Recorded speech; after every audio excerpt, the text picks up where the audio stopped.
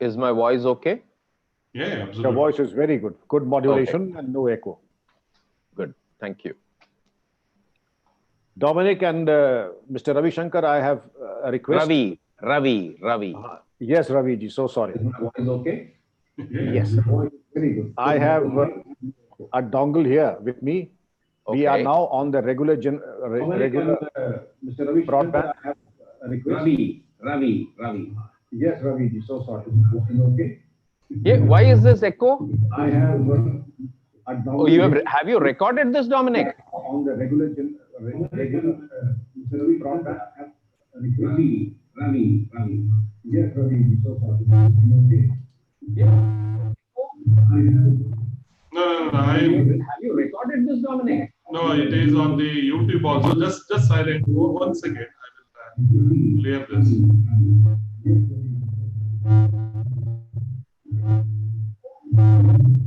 No. Now, can you hear me, Ravi? Loud and clear. Yeah, because the YouTube also is on, and on YouTube it is going live. Okay.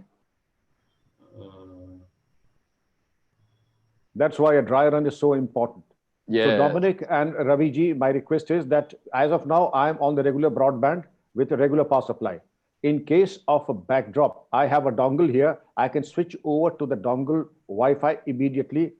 And somebody is sitting at the generator also. The changeover will take about 20 seconds. So what do you suggest that in case of a power breakdown, do I switch over to the dongle or then wait for 20 seconds to reconnect on the broadband? I have both the options.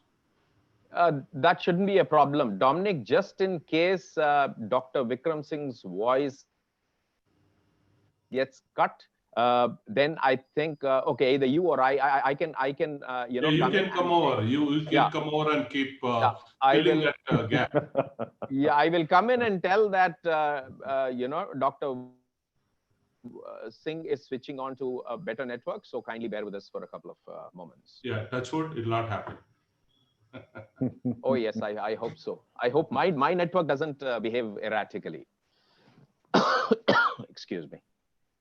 This is what this change is all about, that when you go out, be prepared for all kinds of changes, the positive, the indifferent, and the negative. Correct अभी आजकल sir इसके वजह से ना सिर्फ ऊपर dress करना पड़ता है जी बिल्कुल सही कह रहे हैं, बिल्कुल सही कह रहे हैं. Like Arnab Goswami wears a tie, jacket and all that, and below he's in just jeans or something jeans like and that. chappals. Yes. Yeah, exactly.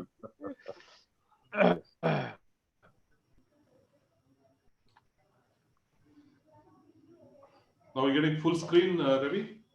I think this is the full screen, in the sense I can see the three of us on the top, and at the bottom I see Conquer the Challenge of Change. So that's how the layout is, isn't it? Yeah. Now we are perfect. And I can keep changing this slide. So next one is our Art of Safe Living. Doctor, we are initiating a new concept called Art of Safe Living from 2nd July. Great. And the purpose is the safety begins from home. So it's not in your office building or the mall or the cinema theater. The safety begins from home. So home itself. Yeah. How are we prepared? What do you know about your home in case there's an earthquake, if there is a natural calamity, or if there is a small fire, or if there's a burglary? So how do you react? So how do you need to be prepared? So it's all about art of a safe living. Wonderful, a great concept, and I think in these challenging times, nothing could be more appropriate and welcome than the art of safe living. Yeah, this also include the current COVID-19 issue also, what all we need to take care. So we are running, from second, we will be having a similar webinar on 2nd July. We kickstart, and it will be a wonderful initiative on my own. Is nothing to do with FSCI nor any other association. It's just my passion that I'm driving through this initiatives. It's a wonderful concept because if there's one sentiment that is common from Donald Trump to the rickshawala is the insecurity, is the sense that everybody is unsafe. We are all in the same boat, and the sense of insecurity is the most significant sentiment, the most powerful sentiment that cuts across the globe and all of us. Wonderful, wonderful. Especially your blessing to us is so important. It is like it gives me elephant strength. Those little words that matters to me a lot. God bless you, and I'm sure it is something that the powerful idea, the time of which has come now. And as R.L. Stevenson, that thing is more powerful than the idea whose time has come. And this idea, its time has come now. Oh, wonderful, wonderful, sir. We have a lot of the participants in these groups are, we have architects, we have some retired police officers, then we have serving fire chiefs and housewife, architects, consultants. It's a mix of everyone from all across. And as I said yesterday, there are few people logging in from Dubai, Middle East, basically Middle East. Then we have people from Australia, from UK and US. So we have presence literally from all across the globe. All across the globe, yes. And those who are coming from US, etc., perhaps are running the extra mile to participate because that is a very unearthly art there. Oh, yes. Dominic, I would like to understand, and Mr. Ravi, not just Mr. Huh. Okay. Ravi ji, if people would understand the basic Hindi once in a while, or they would. Hindi is once in a while, a couple of words, not a problem. But let it not be, long sentences, because a couple of words, yes, people, I'm only concerned about people from Chennai who probably may not understand. So Hindi. a couple of words is fine, but long sentences, I would love to hear you in Hindi. You know, you speak in such chaste Hindi. His shayaris and quote on that. Yeah, we will miss Urdu, all that. Yes. That Urdu quote is still in my mind. Sir, feel free, talk any language. I have no issues.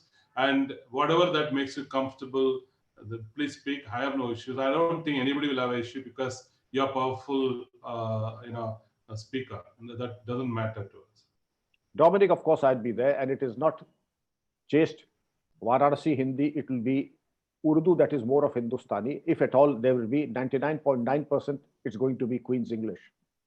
But say 0.01% Sanskrit, 0.01% maybe Hindustani or oblique Urdu, because no translation can do justice to the original. So I will translate when I will translate. Totally get you, sir. Maybe I'll just move from here, go to the restroom. Okay. Sir UP में कैसे है sir situation? UP में तो बहुत control में है Ravi ji, in the sense कि यहाँ पर Yogi ji has a no nonsense approach and he was ruthless towards the district magistrate of no other than Noida, Gautam Budh Nagar and other officers. Here the signal is loud and clear. But in Delhi, things are terrible, and because of things, the earthquake, the epicenter is Delhi, but the shock waves are felt in the NCR, that is Ghaziabad, Noida, are really bad. I understand. And probably even Gurgaon. Indeed, Gurgaon also, because the infection is such. The NCR. Yes, indeed. The whole NCR area has been impacted, as Napoleon had said. The Spanish flu has ruined me. It is not that the battles have happened, but the Spanish flu has ruined him. Correct. So, the mishandling in Delhi, the tragedy is that Mr. Jain, the health minister, is critically ill because of this. Yes, if you can't I know. I was reading it in the newspapers that he's been shifted to, a private hospital, Max or something, and then he's not been responding to treatment. Indeed. What a tragedy. Your own health minister, you could not even protect him. Very true. It sends a very scary and a wrong signal to people. That is the, the state of the health minister, then बाकी को तो छोड़ ही दो. बाकी को तो छोड़ दें. Middle class, lower middle class, and the BPL, उनकी तो बात ही ना करें. Correct. उन्हें बहुत बड़ी गलती जो की कि लोगों को वहां से भगा दिया, उनको रहने नहीं दिया, उनको निकाल फेंका और they said you all go, and that was very unfortunate, that development. Extremely unfortunate, and that was best avoided. That Correct. was best avoided. Spread a rumor. Anand Vihar was under siege of the migrant laborers for a good 24 hours. Then the highways were choked because of migrant labor population, and they were super spreaders. The mishandling of the Jamaati, Tablighi Jamaat was another unmitigated disaster. Very true. Because right in the beginning, Chennai had only about 2 or 3 cases, I think 4 cases in all. And the Tablighi Jamaat came and straight away added about 119 cases here. So it started that way, and then, you know, we've not really had our grip on this entire thing. So as you may know, we are in a severe lockdown currently as we speak, Dr. Singh, since yesterday. Okay. Yeah, we are in a lockdown. Is it in Chennai or Bengaluru? This is Chennai and 4 other districts in and around Chennai, which are under total intensive lockdown. So that's sad. So this is going to go on till the 30th of June. I suppose so. I suppose so, but this is the very small price one has to pay. I don't say a price, but this is a small adjustment one has to make for survival. Very true. Very true.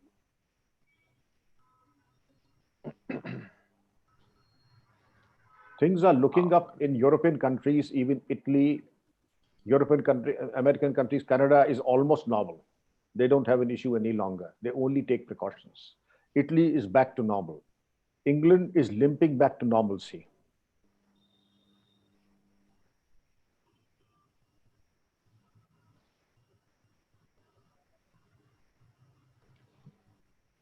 Correct. How is it in Noida, sir? How Noida is okay?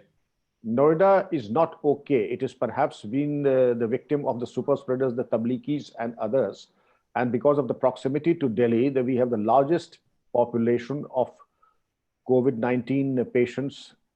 Our own medical college has been taken up by the government. Of course, we did offer our services initially also to the government to use it. But now in my own medical college of the university, we have about 200 COVID-19 patients in isolation. Oh.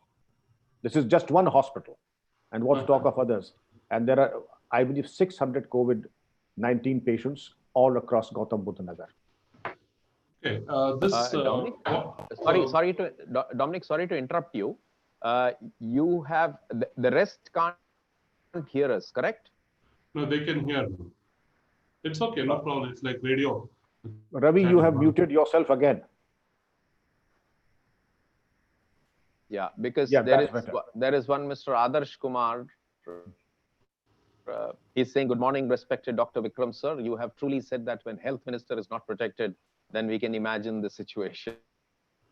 God bless you, Adarsh. I'll pray for everybody. Star News, ABP. Yes, indeed. Sarita Kumari and Shweta, they wish us all good morning.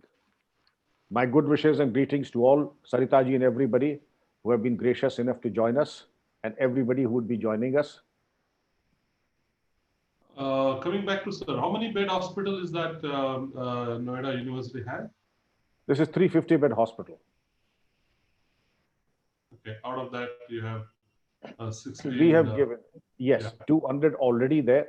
We have handed over the keys to the district administration even before the epidemic started, even before the first patient came. So things were hunky-dory till about a month ago, but then by trickling in, by small figures, they came and increasing and piling upon, and today we have almost 200 COVID-19 patients in our medical college. It's a privilege to serve them. The borders are screened now? Is it or a free movement between Delhi and... Only the Delhi border is sealed. Noida, Ghaziabad is not sealed. Noida, Bulandshahr is not sealed. And the sealing, again, both of you are security experts, you should know that the force and the fire service officials are now fatiguing out.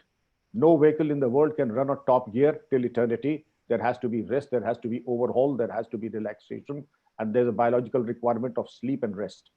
If you don't address that, I see no way, even when this top class fighting machine can go on till eternity. Yeah, the Mumbai also is equally bad. Mumbai is still offices are not open and people are not willing to go to offices. So there are a lot of challenges in Mumbai. I don't blame them. I don't blame anyone. Those who go to offices have a family to look after. They have their loved ones to look after. I mean, presuming that one is extremely brave, he is foolhardy enough to go to the office, but in the process, he infects all his loved ones. That, of course, is non negotiable. That cannot be negotiated. Of course, of course. So, Anyway, let's just hope things improve, and then if you don't mind, a question on China, Pakistan. So, what is your view on that? What is your expert commentary on that, sir? Shakespeare once said, "As flies to wanton boys are we to gods. As flies to wanton boys are we to gods." So we are nothing, we are just pawns in the hands of the superpowers, and the current geopolitical situation is such that it is divided into two camps: China and her allies on one side, and the rest of the world on the other side. There are a couple of fence sitters, but today it's very clear that South Korea, Hong Kong, Taiwan, India, USA, NATO on one side, including, and China and the others, on Pakistan on the other side. As if our cup of misery wasn't full with COVID-19, it has an added dimension now of the expected and the palpable hostilities. You expect this tension to come down, or it's going to remain for some more time? I think it's likely to come down with the intervention of the US and the NATO. I don't think anybody, unless one has suicidal tendencies, will go in for a misadventure now. America, in any case, is moving out of Afghanistan. And then from there, it doesn't have to have a physical presence. But if China is not put in its place now, America loses its position of a superpower and number one on the globe. So America also has a choice to make today. It's a difficult choice, but it has to make a choice today.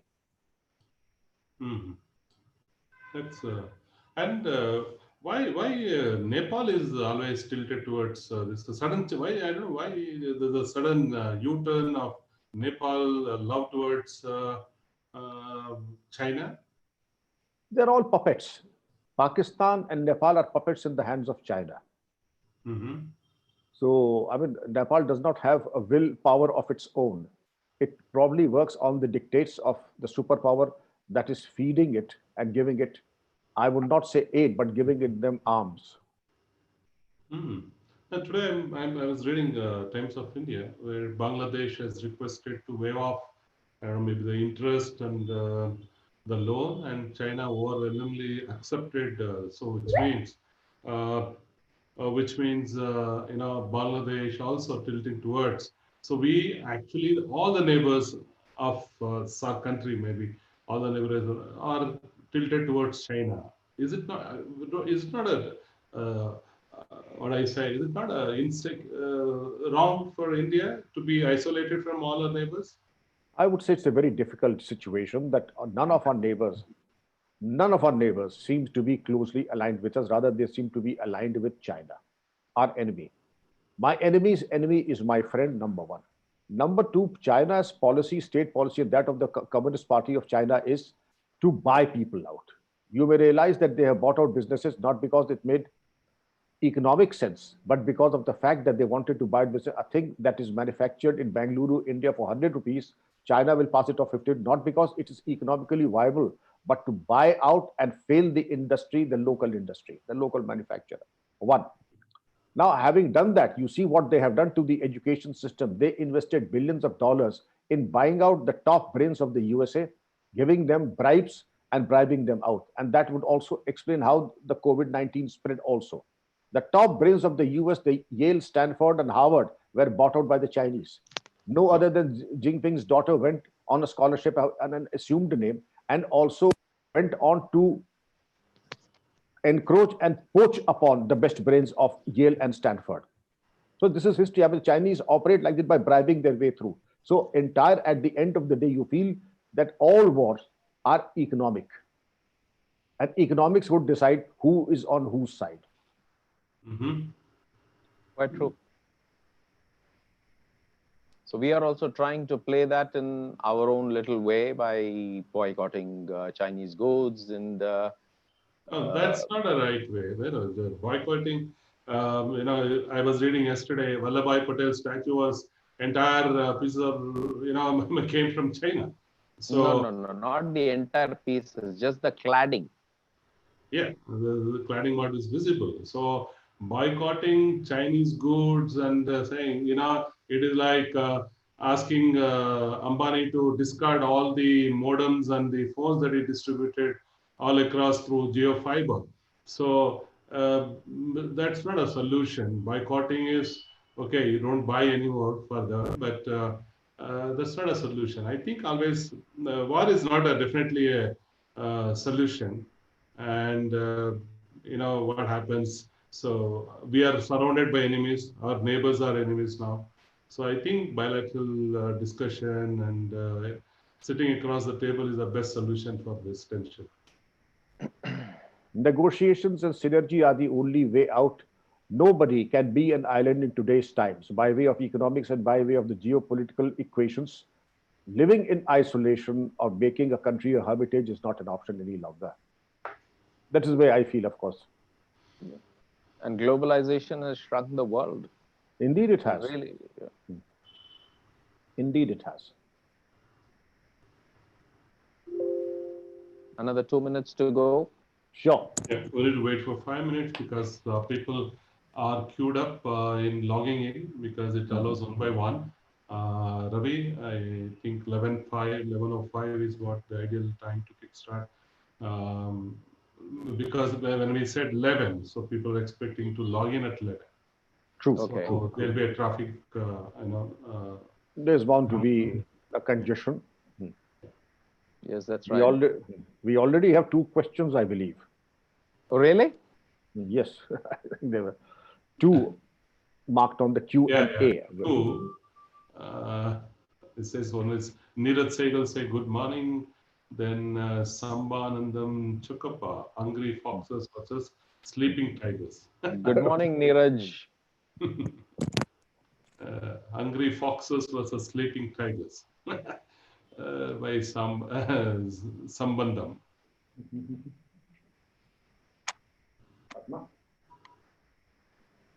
So to all the participants who have already logged in, considering that the discussion was supposed to start at 11, and as Dominic just informed that everybody can join one by one. So we will be starting 5 minutes post 11. So that's at 11:05, the panel will actually begin to discuss.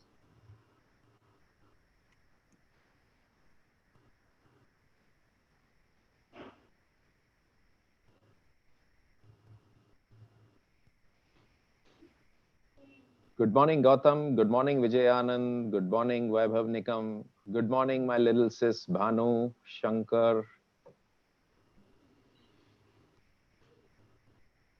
Good morning, Francis. The first the person to log in at 10:35 was Yogita Munde. Really? Yeah, young lady publisher of SETI magazine. Good morning, Yogita. She can't say good morning because they're all. I know she can't, but at least I have said good morning to her.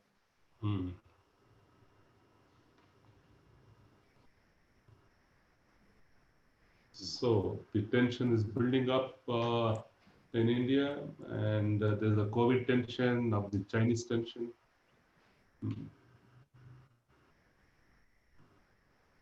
Good morning, Ramesh. Good morning, Sujata. Good morning, Bharat Kumar. Good morning, Williams Anthony. Williams Anthony is from Doha, Qatar. Is my brother-in-law, so he logged in from there. Oh, okay.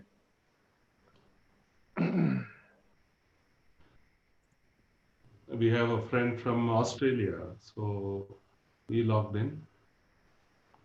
Good morning, Manish. Anil Wadke.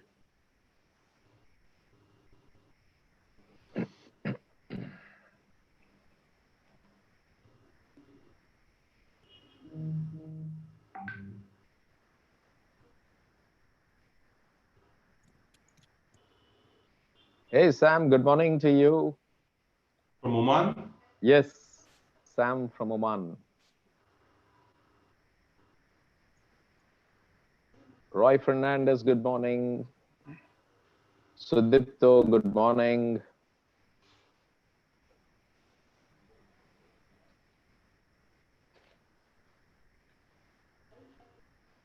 Ratish, good morning to you. So we have 104 participants now. So Wow. we'll start exactly at 11:05. Okay. Good morning, Anand. Happy to see you here.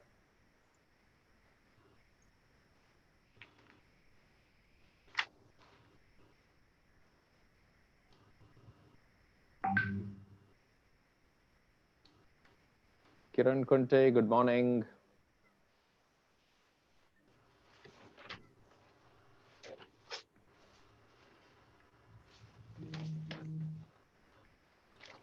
Vijay, good morning.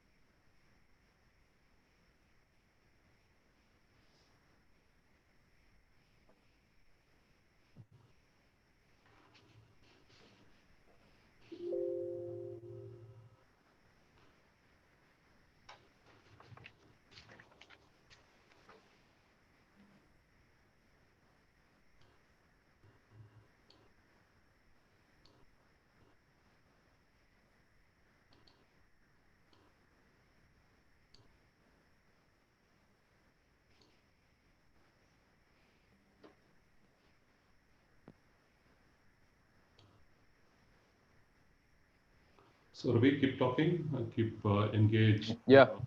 On. The unfortunate thing is it's going to be a monologue. So Dr. Singh, why don't you say something? I mean, you can speak on almost all subjects. Well, yes, of course, I would try to speak because can be no monopoly of the interesting topics. But the very fact that we have collected here, I mean, there are contemporary things that we discuss. Of course, we are discussing change, but the mother of all changes is the lockdown. The mother of all changes is COVID-19. And there has not been a bigger catastrophe in respect of the lockdown than the current lockdown in the history of humanity. And to handle this and to the challenge, there are psychosomatic issues apart from the medical issues. There are psychosomatic issues that need to be addressed. I will tell you in what way it has impacted the families, in what way had in interpersonal relations and existences. That there is an interesting, I would say interesting in the terms of the police. Police officers tell me that there has been a sudden spurt of cybercrime. There has been a sudden spurt in cyberbullying. There has been a sudden spurt in domestic violence, very unfortunately. Couples who were iconic, couples who were branded as made for each other, now are complaining against each other. Why? What was quality time became quantity time. And quantity time translated and ultimately became. Yes. So to formally greet one another, good morning, Dominic. Good morning, Dr. Vikram Singh. Good morning. Hey, hi. Good morning, everyone. Shubhodaya and Namaste. Before I hand over this mic to my dear friend Ravi, I have few housekeeping tips which I would like to tell you. That we are on live on YouTube. We had over 590 registration, and but we have a capacity to accommodate only 500 in this webinar. So rest are logged in through YouTube. And if you have any questions, there is a tab here down the line. There is a Q&A. So you can post this question. So I will be saving those questions. So very selective questions can be put across to Dr. Vikram Singh, and he will try his best to answer to your questions. And we are also live on Facebook and LinkedIn. Without much time, I hand over this mic to Ravi. Ravi, over to you. Thank you. Thank you, Dominic. Participants of this webinar on the topic, Conquer the Challenge of Change. My name is Ravi Shankar Tandavan. I'm into the business of entrance automation and also a sales and marketing consultant. I'm a good friend to Dominic and an ardent fan of Dr. Vikram Singh. I thank Blue and Gray for creating this platform and must also congratulate each one of you.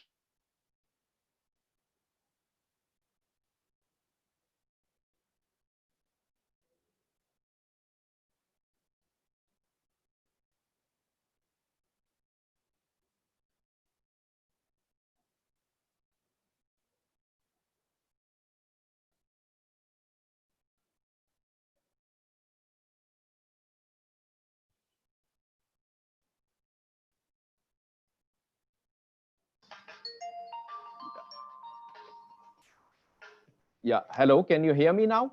I'm terribly Now I sorry. can hear you. Yeah, sorry. Was I audible at all, or did you all lose everything that I spoke? Yeah, The beginning part was very you. audible. Yeah, we lost you everything what you spoke. Can you begin again once again, Ravi? Okay. Be careful, don't unmute again. Yeah. Don't mute again. Yeah. A very good morning to all the participants of the webinar on the topic Conquer the Challenge of Change. My name is Ravi Shankar Tandavan. I am into the business of entrance automation and also a sales and marketing consultant. I'm a good friend to Dominic and an ardent fan of Dr. Vikram Singh. I thank Blue and Gray for creating this platform and must also congratulate each one of you for seizing this opportunity to learn just a little more on how to handle change. For those of you who are eagerly waiting to know more about Dr. Vikram Singh, he is Chancellor, Noida International University, and a retired IPS officer. He joined the Indian Police Service in 1974 and held the post of the Director General of Police in the state of Uttar Pradesh from 2007 to 2009. Incidentally, the UP Police Force is said to be the largest state police force in the world, consisting of over 1.9 lakh personnel. Dr. Vikram Singh retired from the police service in May 2010, where he had an illustrious career and was popularly known for his honesty, uprightness, dedication, and leadership. He was one who introduced the use of technology in policing.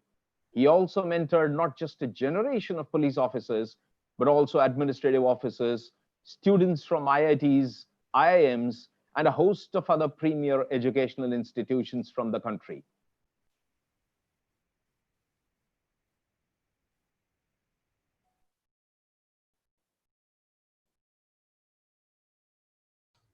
Ravi, you're mute again. I think you have, I don't know, you're, Now better. We are back. Yeah, go ahead, Ravi.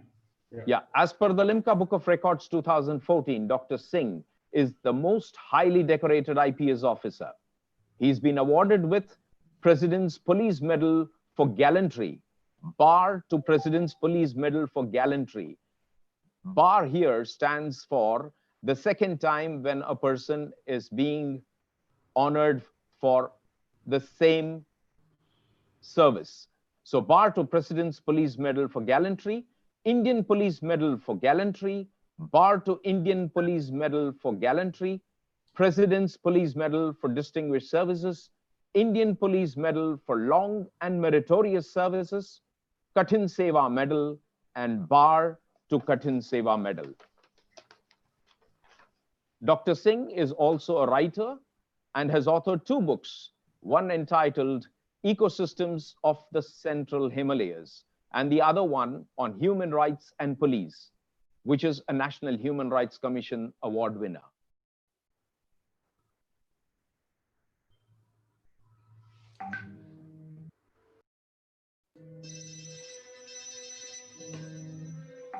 Ravi is again on the mute. I don't know how can he. Ravi, this My your apologies. mic is. Be careful.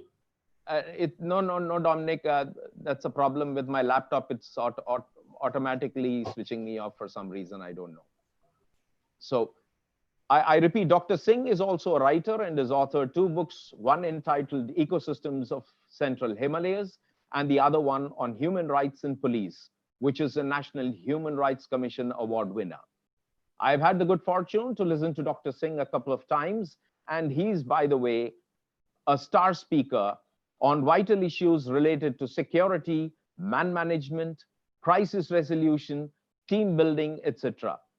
Those of you who watch television news would certainly have heard him speak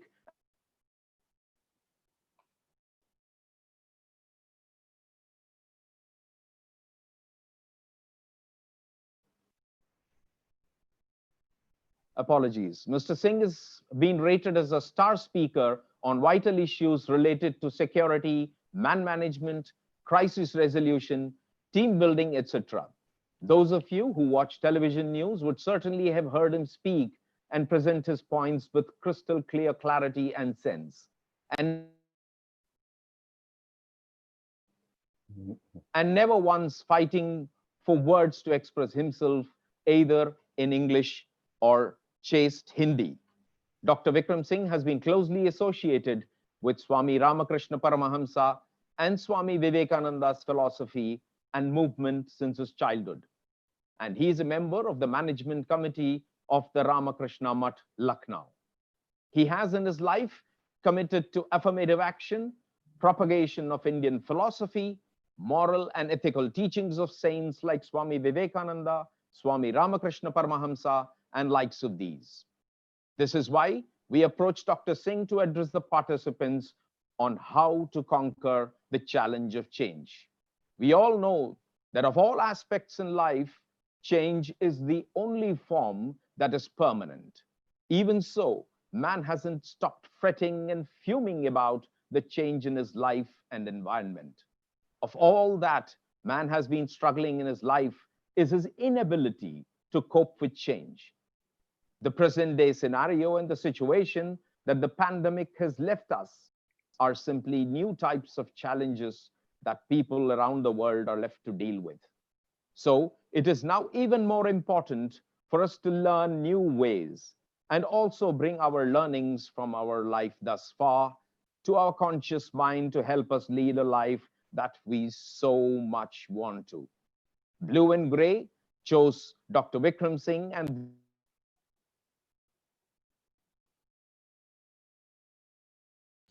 Ravi, we lost your audio. Blue and Grey chose Dr. Vikram Singh and the subject, for it is never too late to refresh ourselves on how to conquer the challenge of change. My name is Ravi Shankar Thandavan, and I'm delighted to hand over Dr. Vikram Singh for his enlightening insights on how to conquer the challenge of change. Over to you, Dr. Singh. Thank you ever so much, Mr. Ravi Shankar. My dear Dominic, distinguished participants, Blue and Grey, for providing me this wonderful and vibrant platform to exchange ideas. I am the biggest gainer in this interaction to interact with such wonderful audience. People who have an experience of a lifetime, Mr. Ravi Shankar ji, Mr. Dominic. But yes, I have perhaps seen more of the world than most of those in the audience, because I presume all of you are youngsters.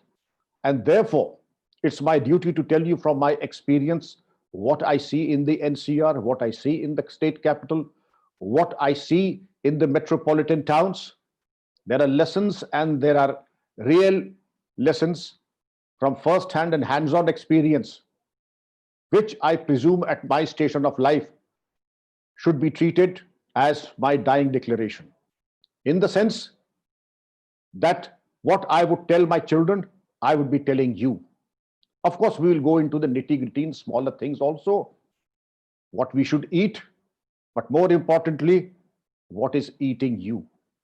But that is, of course, during the course of our interaction, Mr. Ravi Shankar very clearly mentioned that change is the only constant. Change is universal. Change, perhaps the rate of change and the manner in which things are changing, that is so spectacular. Charles Darwin once mentioned survival of the fittest. And in that period of time, the definition of fittest would have changed. The fittest would mean at a given point of time, the wisest, survival of the wisest. That wisest can be translated today into change friendly. Survival of the most change friendly. Because if I say no to change, I become a Rip Van Winkle. I become a dinosaur. I become a museum specimen then and there and invite my Kodak moment immediately. I quote the recipe of disaster when I say no to change. And I will tell you how those industries, those iconic industries, had their Kodak moments because they were oblivious of the changes happening around. And those who said yes to change, those who anticipated change, those who expected change, were the ultimate winners. There are things that are in our hands, and there are things that are not in our hands. And the things that are not in our hands, they are the things that we need to cater for as a contingency plan, as an emergency plans. Yesterday's world records are today's entry levels. Things are moving so fast that we really have to run to stay still. The code of mediocrity died long ago. Mediocrity is synonymous to something that is horrible and awful. In 1965, I passed class 10 and I got 68% marks, and my name was put on the brass plaque of the principal's college. My father distributed sweets to the entire village that my son has got 68% and has got distinction in 4 subjects. Today at 68%, I don't give any premium to marks at all, but see where the situation is. If a child gets 68% marks, the parents would not be delighted. In fact, some parents would require some kind of an assistance. That it's not the child's fault to get 68%, but 68% today, as the perception goes, perhaps does not take the child very far. Although I do not agree with markings or the marks at all, there is a thing known as late blossoming, there is a thing known as handling. Our children, percentages do not matter. I feel the child has to be a good human being in the first place. What worked yesterday will not work today. We have seen in our own careers, yesterday leaders were warriors, today leaders are facilitators. Yesterday natural resources decided power. Today knowledge is power. Yesterday leaders commanded and controlled. Today leaders empower and coach. Yesterday leaders demanded respect. Today leaders encourage self-respect. Yesterday value was extra. Today value is everything. Yesterday profits were earned through expediency. Today profits are earned through integrity. No longer can any one of us have the satisfaction that when we are going or driving to our office, the organization or the government is going to look after us for the next 36 years, because we may be going as a senior police officer, a senior administrative officer, a senior manager in a multinational, but we have to prove our worth on a regular basis, because it is today that we are subjected to our viability and our tests every moment and every day. We have to be viable. So what are the solutions? I can tell you that there are important tests, important lessons from every organization.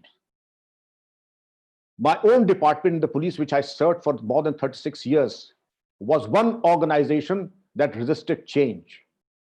Nothing changed in the police for almost 150 years. Our laws date back to 1861, thanks to Lord Macaulay and others. Our weaponry was of the vintage of Second World War.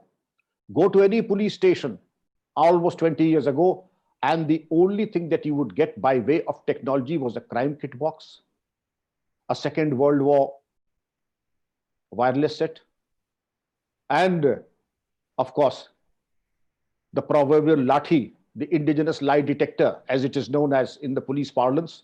That was the only technology that was known. But the crime and the situation was such that innovation and changes were not welcome. I dare say, even at the risk of being censured, that ladies were not welcome. Till the arrival in the IPS of Madam Kiran Bedi, who was a game changer. Madam Kanchan Chaudhary, and over a period of time today, we can proudly proclaim that ladies are no less to the contrary. They have an edge over their male colleagues and counterparts. They have proven to be, by way of, without any exception, to be superior police officers than their male colleagues. What we hard-boiled police officers could not do, the ladies were able to accomplish that in much lesser time and much lesser resources. The criticism was adverse. The criticism was uncalled for. The criticism was unfair. Whereas the technology was just restricted to an old wireless set, a lathi, and a crime kit box, today in the ATS, Anti-Terrorist Force, and the Special Task Force, we have officers, men and women, the brightest men and women from IIMs and IITs who are BTechs and MTechs, and you have the futuristic technology that is behind the police successes in this country. My generation, I was an ideal police officer when I joined the IPS in 1974 because I could do 200 push-ups. I could bend an iron rod. With the same qualification, I would be lucky even if I get an entry as a constable or even the chaprasi in the police department, because everything has become cerebral. Everything has become and assigned directly in proportion to the gray cells and the gray matter.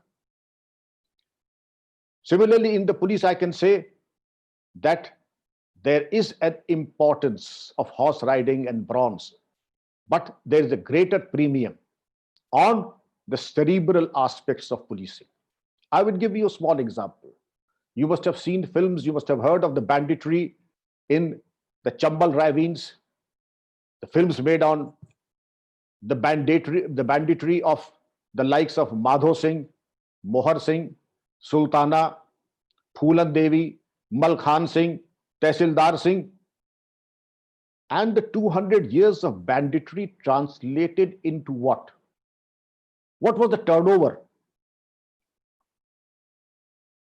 Any guesses? Not more than 25 crores. Then came the age of specialized crime.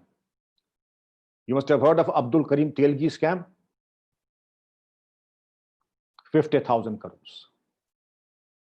Then came the 2G scam, 1 lakh crores, or maybe even more than that. Then the coal scam, multi-lakh crores. And then you had scam after scam after scam after scam. So the policing had to be taken to a different level. It had to be technology oriented. And even in the police department, it is said that in my entire career, I did not write doctor or prefix doctor before my name, because it is said that a person who has a master's degree, the perception was there, or a PhD is perhaps overqualified for the police and perhaps a misfit in the police. But today, when you have in the CBI, in the Special Task Force, in the anti-terrorist outfit, you have deputationists from the Indian Revenue Service, the chartered accountants, the IT experts, the forensic experts, the ballistic experts. You have the best brains of the country coming on deputation to help, because investigation is not simple any longer. There was a saying in 1970s when I joined service that if you want to be a good police officer, you have to be half human and half butcher. It's a matter of tremendous satisfaction that those things are now a thing of the past, and nobody even who subscribes or looks at this definition again would have any place in the police department. A police officer is expected to be humane, is supposed to be a father and a mother figure rolled into one, have a high spiritual content in his bearing and his dealings. He has to be as frugal as a church mouse. He has to have the eye of an eagle and the reflexes of a tiger. That is what the ingredients of an ideal police officer would be. Just raw muscular strength will not make him a good police officer. And being brutal certainly does not serve the purpose at all. In spite of the films like Singham and Dabangam and whatnot, they will not make him a good police officer. The entire purpose of laying all these facts and statistics before you is that a cloistered and a closed organization like the police department also had to amend, had to change, and had to bring in laws. After the Nirbhaya case, we had the 13th Criminal Law Amendment Act. Why?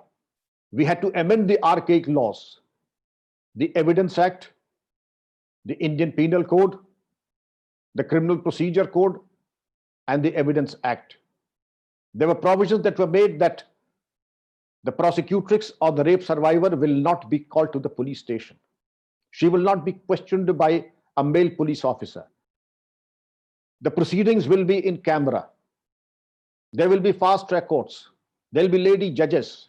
There will be lady prosecutors, so that the dignity of the survivor is preserved and there is no compromise as far as dignity and privacy are concerned. These are the changes that were imperative.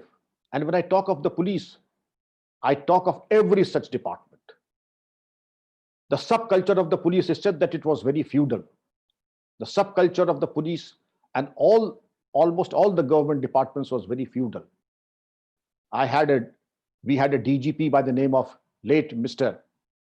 T.P. Bhalla, a very illustrious police officer of the British Times, of the Imperial Police, and he used to say, Upar Allah, Niche Bhalla. That is all you need to know about good policing.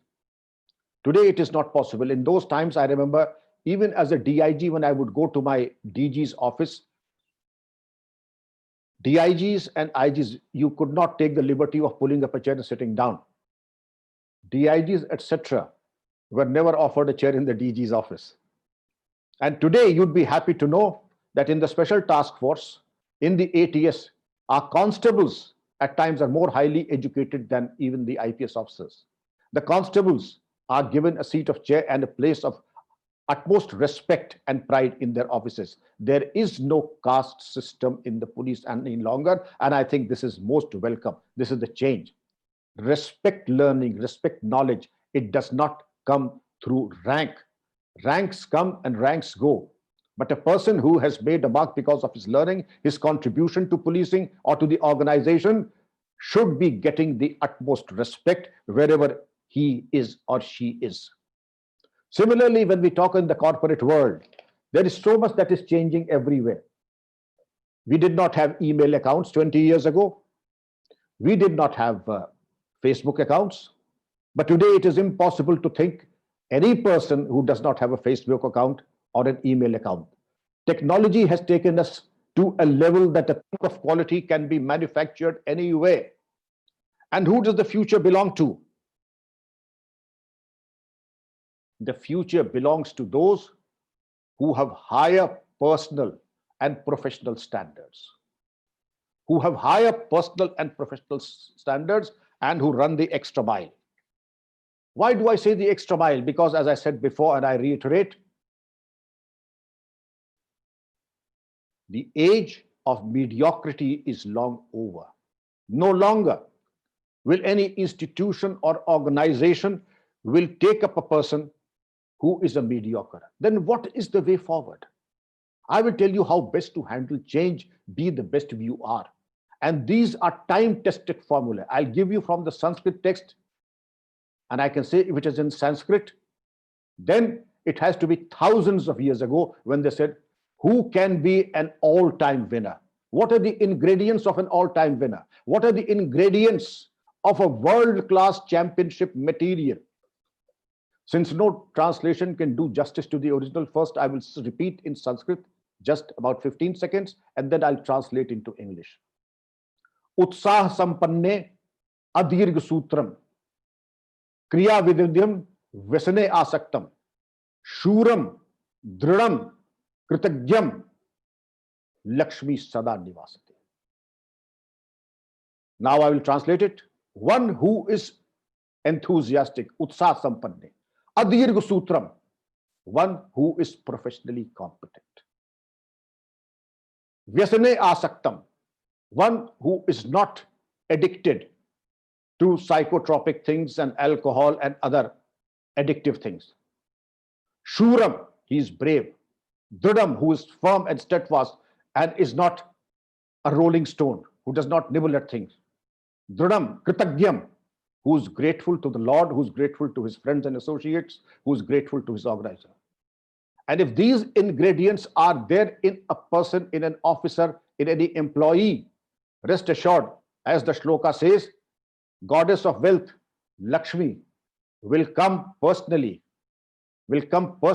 and ask for the PAN number and the bank account.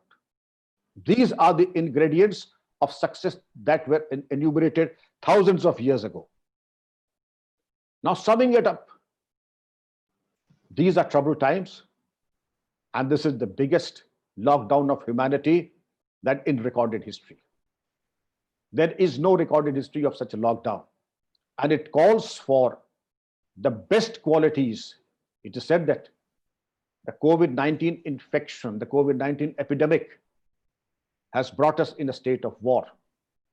If it has brought us in a state of war, then all of us are combatants because we are fighting a war. Fighting a war primarily for ourselves, for our organizations, and primarily for our loved ones too. And if we are combatants, then there are certain traits of a combatant. To foresee, to anticipate, to amplify, not to allow negative thoughts to enter your mind, not to allow anything that is pessimistic to enter your mind. We will talk about this aspect later because this is the most important aspect in this consumerist, I would say neurotic consumerist economy. There are people even in these troubled times who want to pass on their goods and services to us and try to push their soiled hands into our pockets and deprive us of our hard-earned money. There are fly-by-night operators who promise you the moon that they will convert a room in your house into something akin to an ICU. Don't get carried away by the smooth talk. Then there are those who are giving you potions and preparations claiming to be absolutely with magical properties.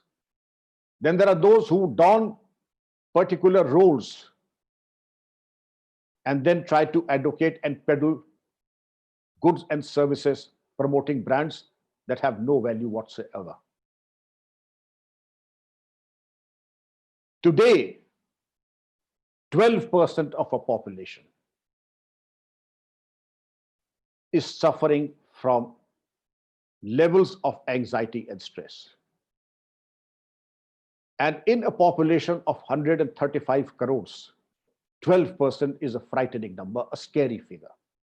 You can do your own arithmetic. I would not like to go into details. But 12% of the population, if they are suffering from ingredients of stress, if they are suffering from anxiety, it is a matter of extreme concern. And we need to address that. First of all of us, because of the lockdown, have at some stage or the other suffered from digital dementia, an over-investment on the screen time. The over-investment on the screen time has resulted in digital dementia, subscribing to the fake news and the WhatsApp University, knowing you fully well that 90% of the information on WhatsApp is fake, doctored, promoted, with a vested interest. We also need to understand that there are fly-by-night operators, there are crafty people, there are dishonest people who want to play with our mindset and play with a sense of security. Again, as the saying goes, that if I'm holding my mobile phone like this, it doesn't matter. I can hold it for a minute, for 5 minutes, for 10 minutes, for 15 minutes. But if a simple mobile phone I was supposed to hold for 8 hours, 10 hours, 12 hours, this is going to become heavier than a barbell in my gymnasium. Similarly, a small negative thought of my welfare and the welfare of my loved ones, of course, that is of my prime concern. But to have negative thoughts, which I'm being flooded by the social media platform, that is the cause of concern. Every time I think of something that is negative, every time I think that is negative, every thought that I have has a potential of becoming a self-fulfilling prophecy. Every thought, positive or negative, has a potential of becoming a self-fulfilling prophecy. Therefore, be careful of thoughts that you allow your mind, the castle of your mind, to entertain. Your mind is like a castle. Do not allow negative thoughts. Bring it a practice. Make it a practice. Make it a habit to ensure that negative thoughts have no place in the castle of your mind. Do not have the company of those who talk only of negative things. Of course, it is impossible, because over the period of time from 23rd of March this year to this date, I have seen the most positive of people turning into negative, turning into those requiring psychiatric intervention. I also have seen very well-adjusted, iconic couples fighting it out. And I have also very disturbing information in respect of the 3 heads of crime, which have increased during the period of lockdown, and you need to be very careful. Cybercrime, and by cybercrime I say crime in respect of pornography that is injected during online classes. Cyber frauds, online frauds, domestic violence, well-adjusted couples, but perhaps the demands are so much. What was quality time became quantity time, and over a period of time, in some cases, in very exceptional cases, of course, happily, the percentage would not exceed even 0.5%, unbearable times. Children against the parents against the children, the spouses against each other. Well, that is a situation that is best avoided, but a constant self-evaluation.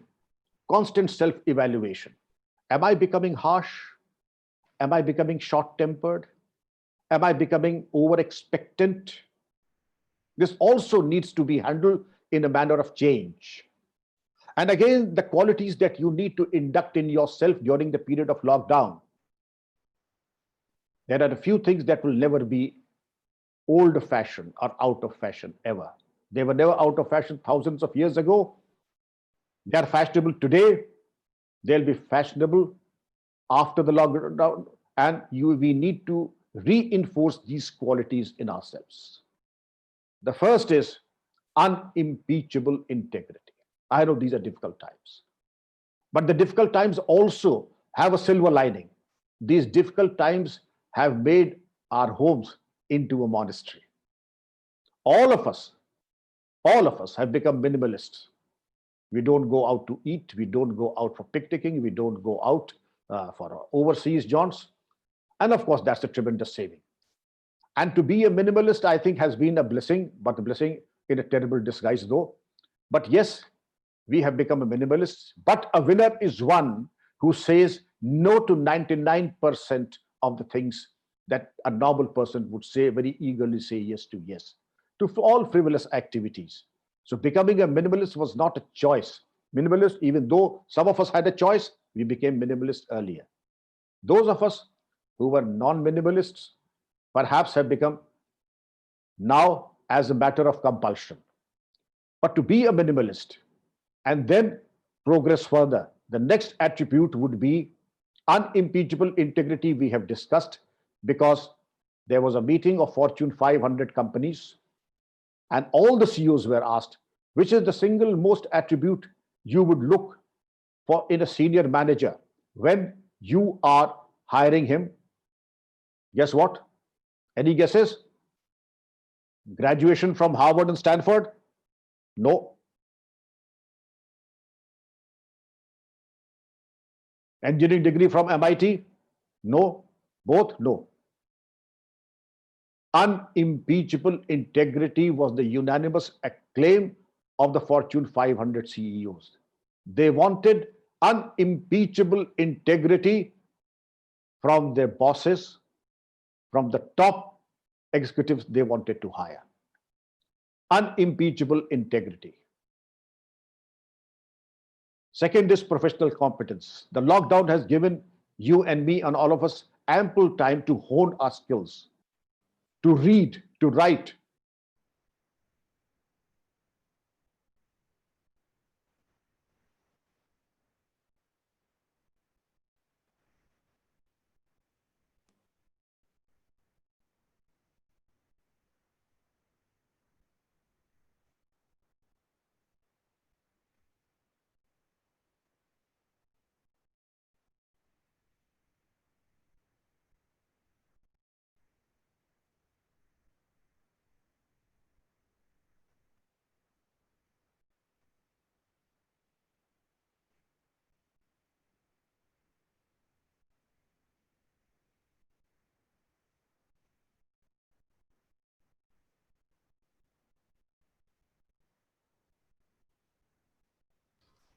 Ravi, can you come in? I will try and call Dr. Vikram Singh. I think we all lost him.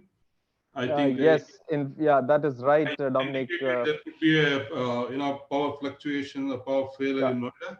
Yeah, he did inform that right at the beginning. So he I said will call him later. if he had an issue, he had a dongle by his side and he would be back very quickly. So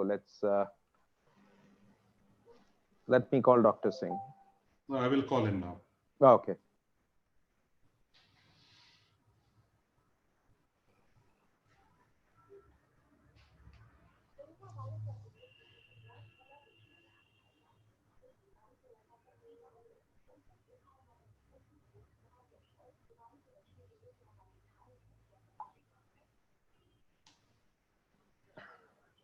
You're joined, sir. Okay. Yeah, welcome, sir. Thank you. Thank you. So sorry, ladies and gentlemen. These technical glitches do bother us once in a while. So we were at a very interesting stage of our discussion. We were talking of what can we do to be the best wherever we are in these moments of change. This is not an ordinary change. A change is something that happens gradually. A change is something that may be a little drastic, but this change is nothing short of a mutation. This change is nothing short of a mutation, and has taken the world by surprise. And this is one change that is impacting the heads of state, and it is impacting those who are in the BPL. We were thinking that what are the qualities we need to focus on to hone our skills to make the most of this drastic change. The first I said was unimpeachable integrity, and you will be respected as a person of 24 karat gold, a man of or woman of steel. Professional competence. Be the best where you are. If I joined the IPS or somebody joined in the IES and became a top executive, no mistake about it, I'm wearing certain ranks on my shoulders which I don't have the professional competence. A constable who is more professionally competent will have greater respect than me, even if I may be the DIG or the IG or the DG. But a constable or a head constable who's professionally more capable or competent will get more respect by the organization and by the people at large. Therefore, knowledge is instant global advantage. Be the best you are. And for a winner, being a lifelong learner is the entry level, is the very basic qualification.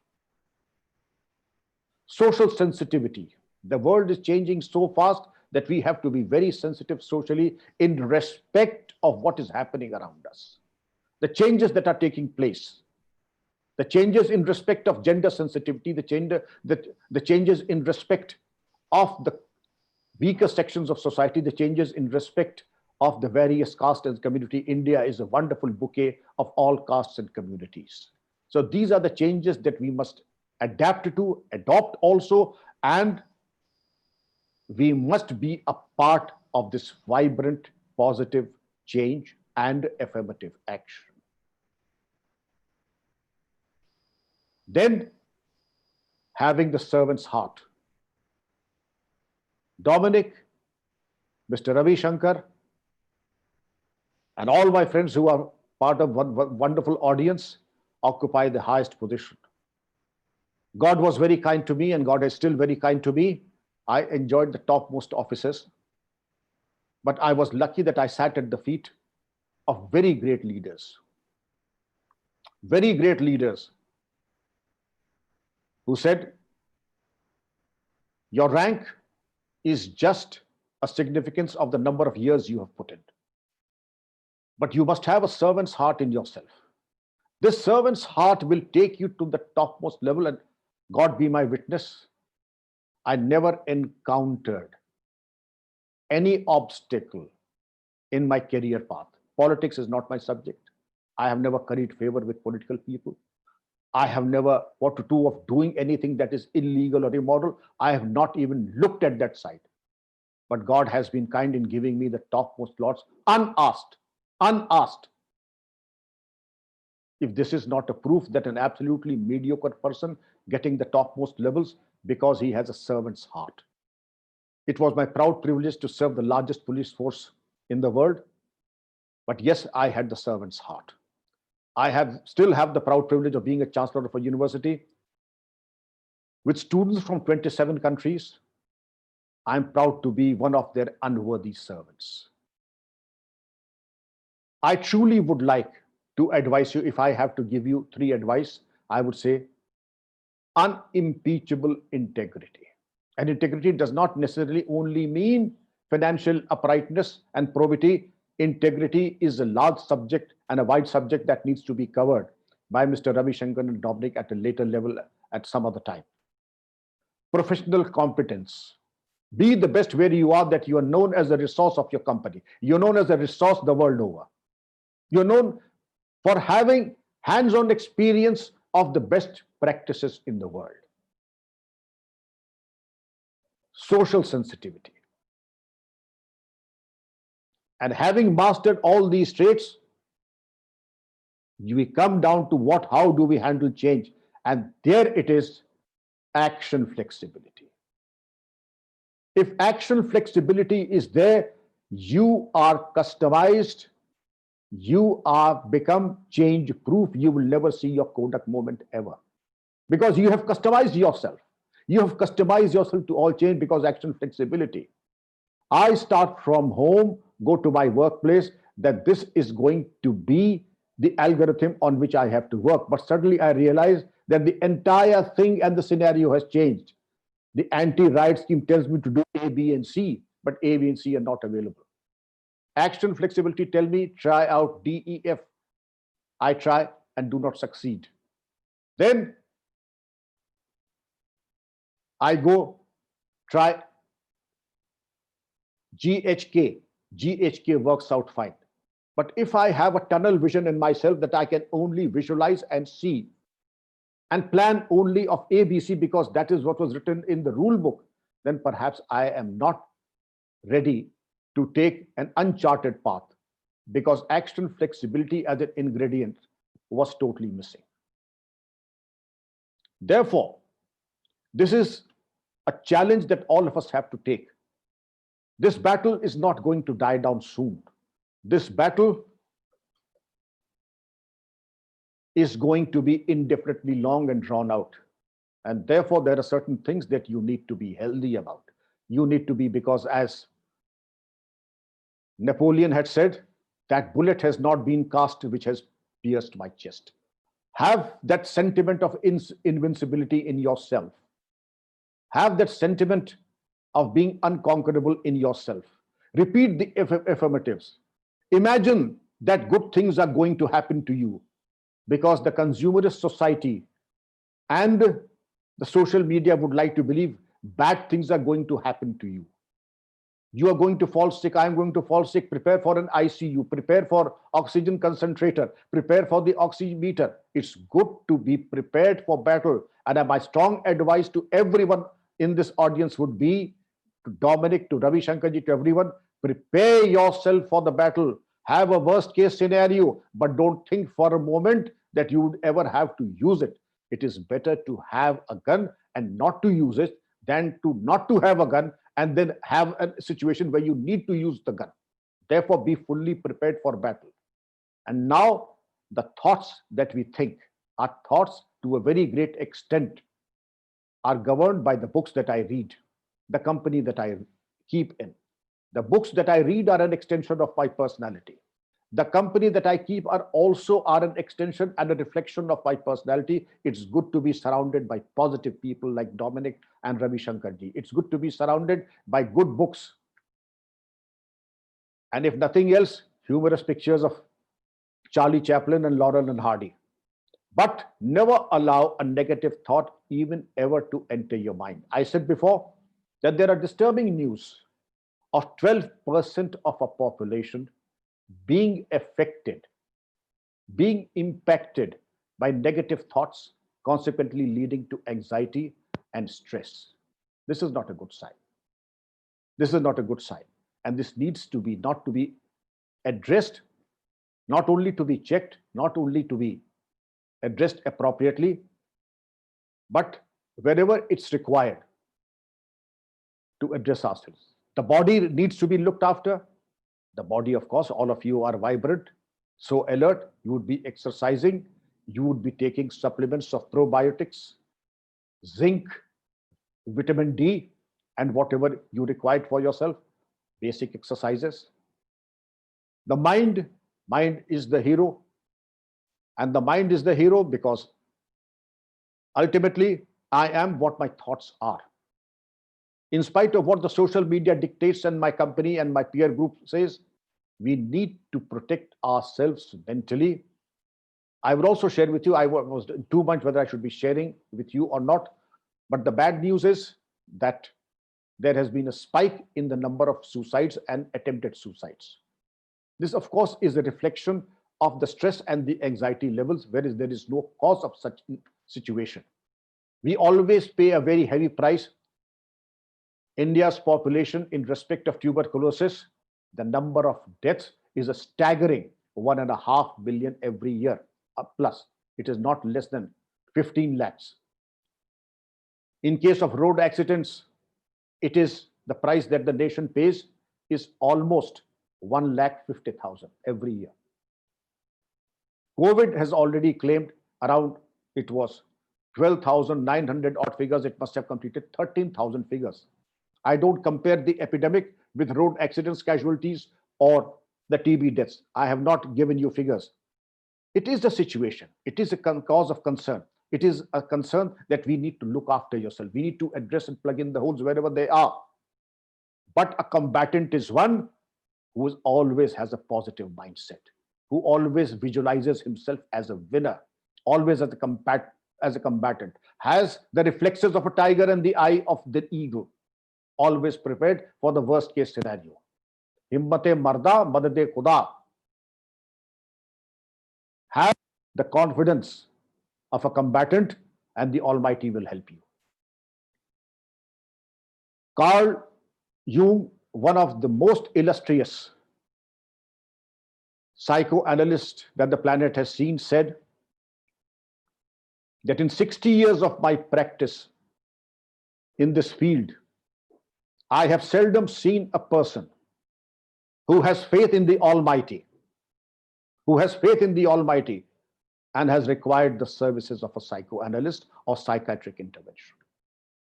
It is, of course, a matter of personal choice, but there are certain things that are absolutely secular, that they do not require the presumption that I have to subscribe to a particular religious belief. It's good to have a belief, but if a person chooses to be an atheist or an agnostic, it is his choice and he or she is most welcome to it. But there are certain practices that are absolutely secular. The mind requires relaxation and the mind needs to be without fear. Where the mind is without fear and the head is held high, into that heaven of freedom, my father, let my country awake, as Rabindranath Tagore ji has said. And the shortest way and the best way is to often think and often do any form of meditation or prayer that my religion tells me. It may be Hindu, it may be Christian, it may be Islam. I could go on because this is one subject where I have practiced, and I feel that whoever he or she may be, if he or she subscribes to prayer, to go on that path, the Heavenly Father will never abandon you. The Lord is my shepherd, I shall not want. He leadeth me to good pastures. Come unto me, all ye that are heavy laden, and I'll give thee rest. Tat tvam asi shwet ketu. And to my Muslim friends, it is said that if you repeat the rosary of Alhamdulillah, Subhanallah, and Allahu Akbar, that has magical properties. And people whom I know and venerate are those who have practiced these practices. It's not something that I'm speaking off the hat. These are proven, but it is a matter of belief and it is a matter of practice. Those who practice ultimately, their faith, their confidence, and their comfort levels is absolutely invincible. I can guarantee and give it to you in writing. On one hand, you have a consumerist society that tells you that you have to be scared for yourself, your own safety. I would like to quote a few lines. They are in Urdu, but I would translate them for your advantage because no translation can do justice to the original. कुछ लोग तुम्हें समझाएंगे, कुछ लोग तुम्हें समझाएंगे. People will try to beguile you. वो तुमको खौफ दिखलाएंगे, वो तुमको खौफ दिखलाएंगे. They will try to scare you. जो है वो भी खो सकता है. What you have can also go away. कुछ और यहां हो सकता है, कुछ और यहां हो सकता है. Something more or something worse can happen. Now, this is the reply of you youngsters to such a negative sentiment. कुछ और यहां अक्सर होता है. Something like this has happened in the past and it is likely to happen in the future. कुछ और यहां हो सकता है, कुछ और यहां हो सकता है. तुम जिस लम्हे में हो, तुम जिस लम्हे में जिंदा हो, the moment in which you are existing, वो लम्हा तुमसे जिंदा है. That moment is alive because of you. This time is because of you. वो लम्हा तुमसे जिंदा है. ये वक्त फिर कभी नहीं आएगा. This time will never come again. तुम अपनी करनी कर गुजरो, तुम अपनी करनी कर गुजरो. You do what is expected of you too. तुम अपनी करनी कर गुजरो, जो होगा देखा जाएगा. What will happen? I will deal with you. Now my sword is out of the scabbard. क्या सताएगी शिद्दत प्यास की मुझे, पत्थर से पानी निचोड़ने का हुनर जानता हूं मैं. How can thirst and material infirmities impact me? The Almighty has given me the capacity to extract water by crushing stones from my fist. Self-confidence is the essence of heroism. Wherever you are, my dear friends, you are in a position of authority. When you speak, when you act, make no mistake about it, that your children, your loved ones, your colleagues are looking at you. And the smallest hint at hesitation is nothing short of an unmitigated disaster. The smallest hint of being weak is showing disaster. With a small narrative, I will tell you and end my interaction. We had a very fierce encounter in Uttar Pradesh when I was the Director General of Police. and things were so bad that we had 4 casualties in the police department. I airlifted 2 brave officers, Sushil Kumar Singh and V.K. Gupta, by helicopter from Lucknow to Chitrakoot to take on the battle. They were very brave officers, and they went, neutralized the gangsters. And since I did not hear from them for a very long time, maybe for 4 hours, I called up V.K. Gupta. I asked V.K. Gupta, how are you, Gupta? How are you doing? I did not hear from you. I got the good news from the news channels that you have been able to neutralize the gangsters. Okay, yes, sir, I'm fine. I'm okay. But both Sushil Kumar Singh and I have gunshot and bomb splinters in our lower abdomen. The intestines are coming out. We are in the chopper now. We have put the towel in the abdomen to stop the bleeding and put the intestines. We have pushed the intestines inside with our own hands. But everything is fine. The pain is there. And one small request, sir, that in case Sushil and I die, please look after the families. So in the face of the biggest calamity, in face of imminent death, you have the fortitude and the courage to face the ultimate and yet have the confidence not to be shaky, but to be brave and look adversity in the eye. This is expected of men and women of steel. And I'm sure all of you are. And with God's grace, you were successful, you are successful, and you will always be successful. May God always bless your path. Thank you very much. Now, Dominic and Ravi Shankar ji, if there are any questions and I can take them with your permission, I'd be delighted to. So, thank you very much. I have around 7 questions, which I will love to read out, and probably you can answer to it. The first question is from my side. Sir, is it possible to change from master heart to servant heart? It is not easy. When the DNA is programmed to be the master, I try to be a master at home. I try to be a master in my car. I try to be a master at the workplace. It comes gradually. But when you see that what is the ultimate and the spiritual content, and what is the ultimately what is good for me and my loved ones, that elevation, that graduation, that changeover is an imperative. And I'm sure somebody as spiritual as you, Dominic, I think this question was redundant. You're asking it for the sake of asking it. You already have a huge, huge servant's heart in you. So thank you. The second question from Anand Krishnamurthy.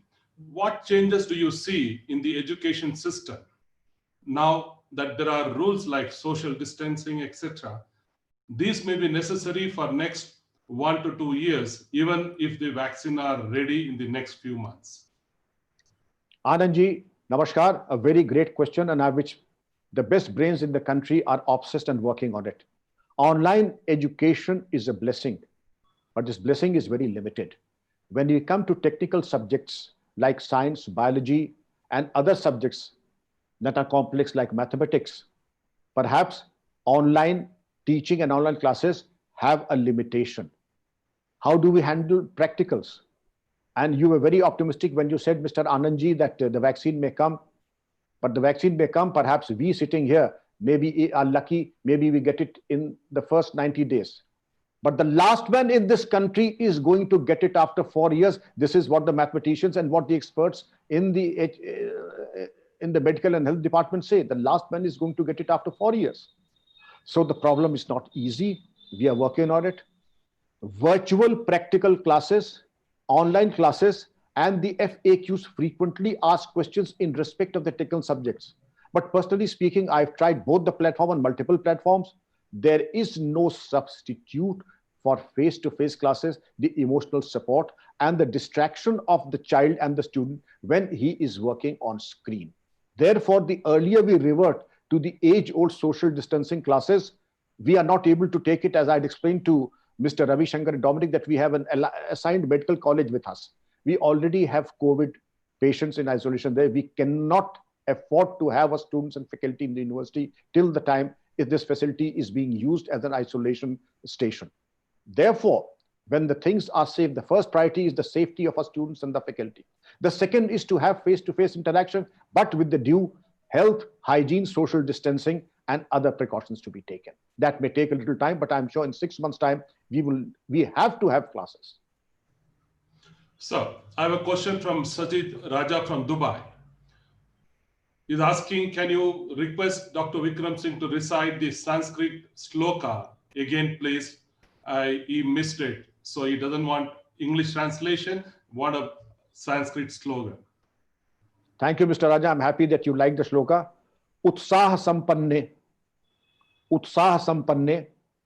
adirgha sutram, kriya vidigyam, vyasane asaktam, shuram, dradam, kritagyam cha, lakshmi sada nivasate. Thank you, sir. The question from Samuel. How do we approach change when it is contra culture? Mr. Samuel, I'm happy that you asked this question. Change is an imperative. By the time this interaction is over, the world is not the same than what it was. The number of COVID-19 deaths would have increased by at least a couple of hundred by this time. Hundreds and thousands of research papers would have come by this time.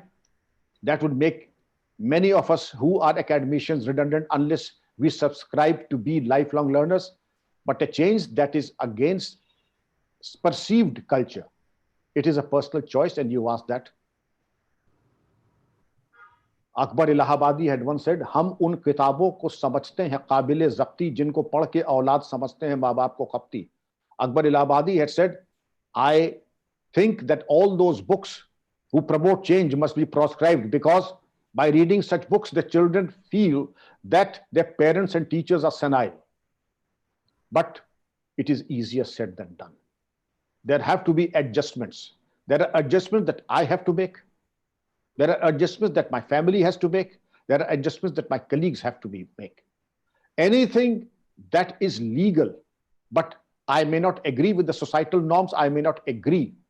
I personally feel that there are a few things that may be very old-fashioned, but there was everything that a person where he's posted should be an absolute Puritan in his personal life. A definition of a Puritan may vary, but I would stop at that, because I will leave it to you what makes you. Because when I am the father figure of my organization, I would like all my colleagues to understand that he is one person who is absolutely straightforward. Again, I may be doing something that may be legally permissible, but not socially acceptable. I would not go into the details. A word to the wise is enough. That may be legally permissible, but not socially acceptable. But even then, since it is socially not acceptable, I would not do what is legally permissible, but socially acceptable. I hope I've answered you, Samuel. Again, I would say it is a sensitive topic. I would rather have one-to-one interaction with you. So thank you. The question from Makaran. Please elaborate professional competence. Makaranji, I'm happy you asked this question. There's always a best way of doing everything. When I was the DGP, I arrested a top-grade terrorist. And he said, "I challenge you to get out from me what I have in me. I challenge no lie detector in the world can take it out." Okay, that's a challenge to my profession. Then the second thing, the way I can strip and assemble an AK-47, none of your armorers can do it. Now, these are two challenges. One is mental. The other is pertaining to practicals. Okay, you blindfold yourself and I'll blindfold myself. Both are given dummy AK-47s. He did it in 3 minutes plus. I did it in less than 2.5 minutes. As a DGP, I'm not supposed to open and assemble AK-47s. But the professional competence is one that even whatever be the station of your career, you're able to do it better than the person who's expected to do it. And in respect of the biggest challenges that the work may throw at you, that the terrorist is saying, I challenge you to get the information out of me.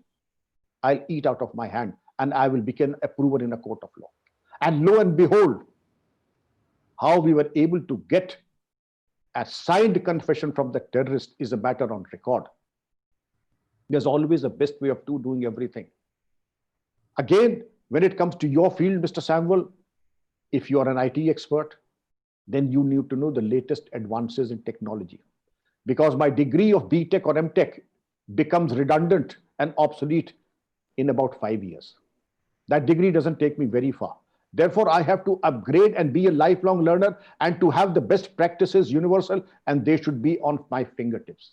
The difference between mediocrity and excellence is, if you ask me a periodic definition of the periodic table, I'm sorry, I'm using the definition of chemistry.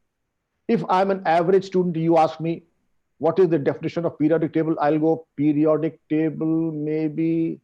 Then I'll start fumbling for words and things. But if I'm an outstanding student, you ask me, define the periodic table. And I would say, without batting, the physical and chemical properties of elements are the periodic functions of their atomic number. So this is the difference between mediocrity and excellence.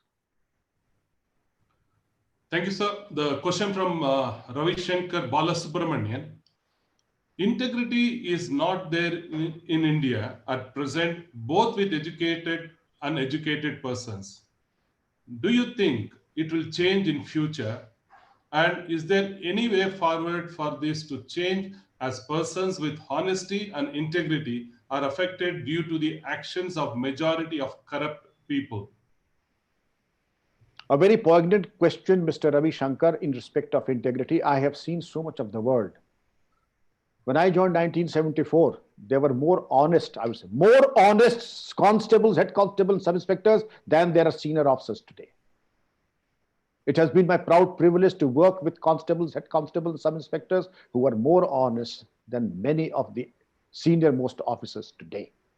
The subculture and the ecosystem of dishonesty, make hay while the sun shines, means justify the ends, ends justify the means. This system of cutting corners was not there.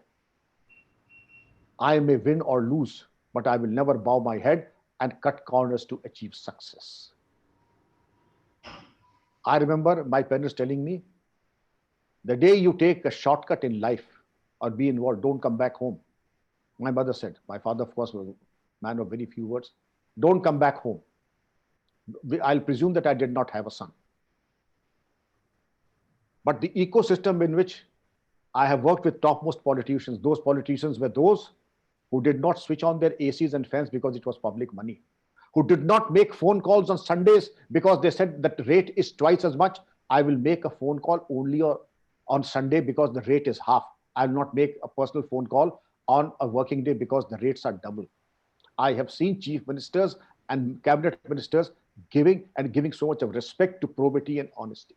Lal Bahadur Shastri is on record that when he resigned as the railway minister, did not have dal. He either had dal, then no vegetable, or vegetable, then no dal. Even a Gram Pradhan is richer today than the former railway minister. A block pramukh and an MLA MP, I would not take into account. I would not take into account. Because they are millionaires and millionaires by any standards. But yes, it is a shocking state of affairs. The level and the scale of mental and financial dishonesty is such, it is unheard of.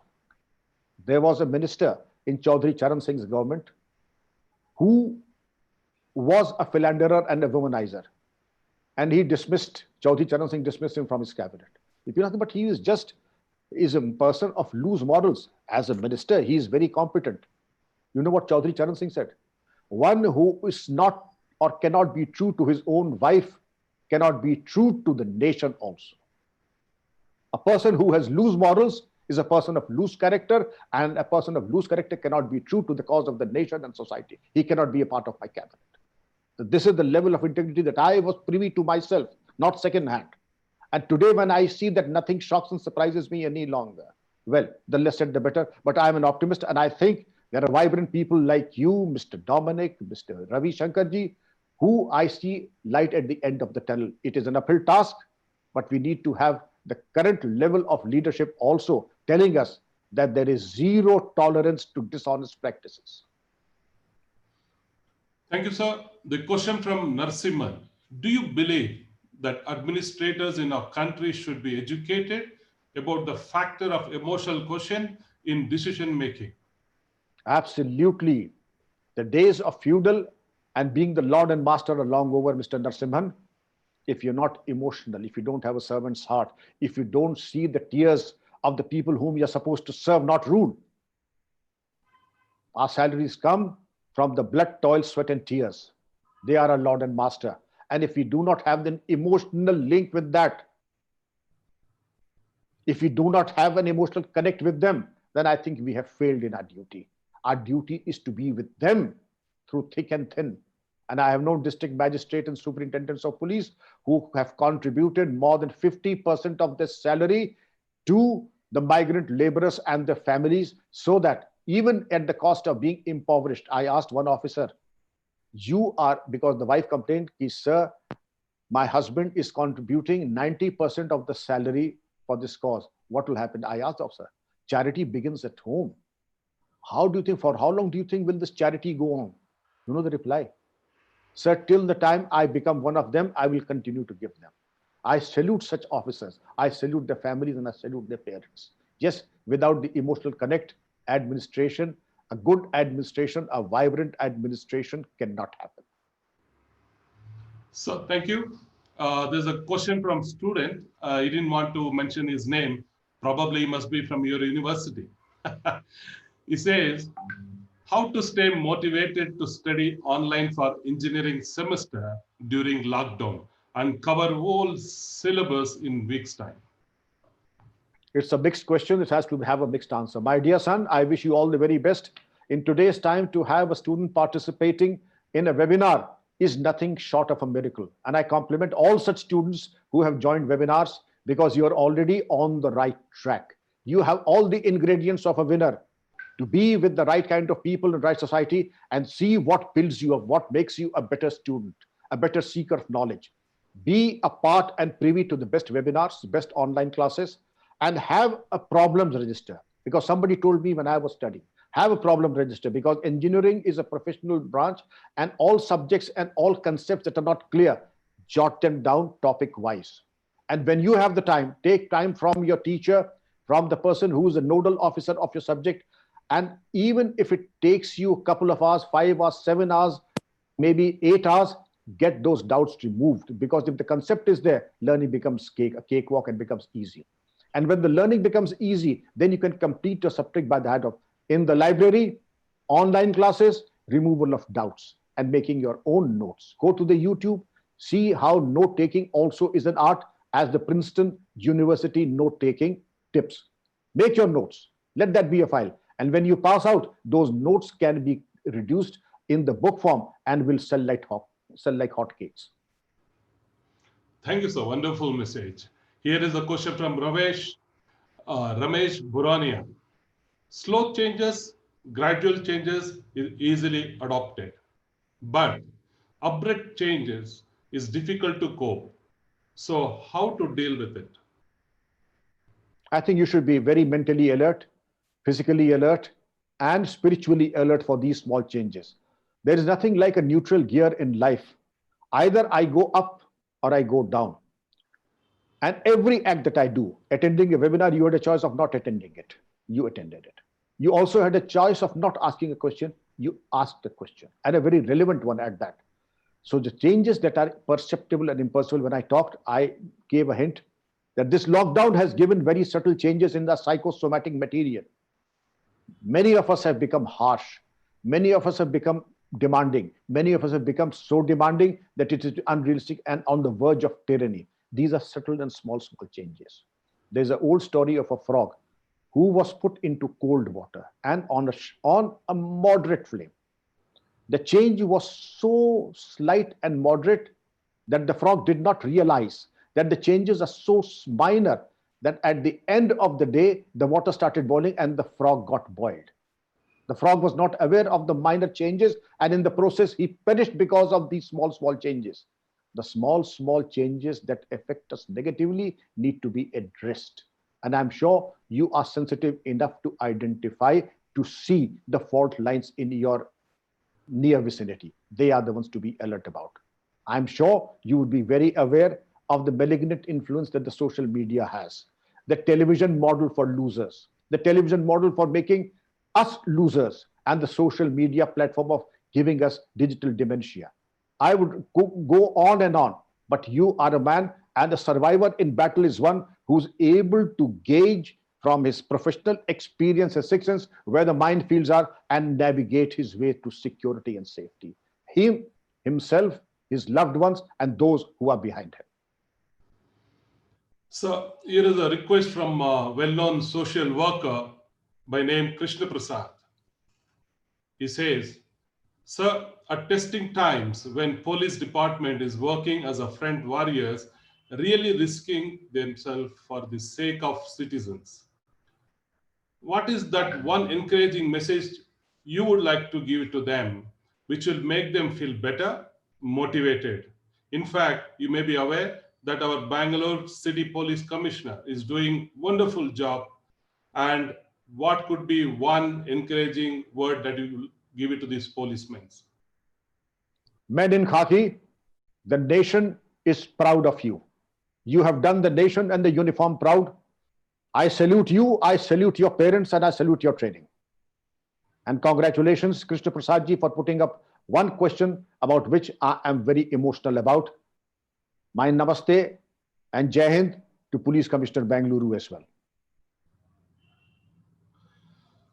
So, here is a question from Dr. Preeti Rekha Goswami.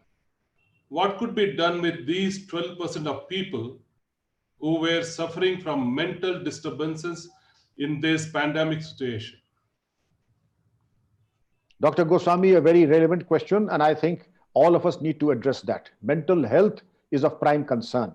And the first thing that the government need to do, and the IT cells, that the spread of negative news and this media bombardment of negative news, hospital mismanagement, and other things should not exceed 5 minutes in a day. If everybody, 99% of the day, is giving us negative news, rest assured that negative is going to impact us even more negatively.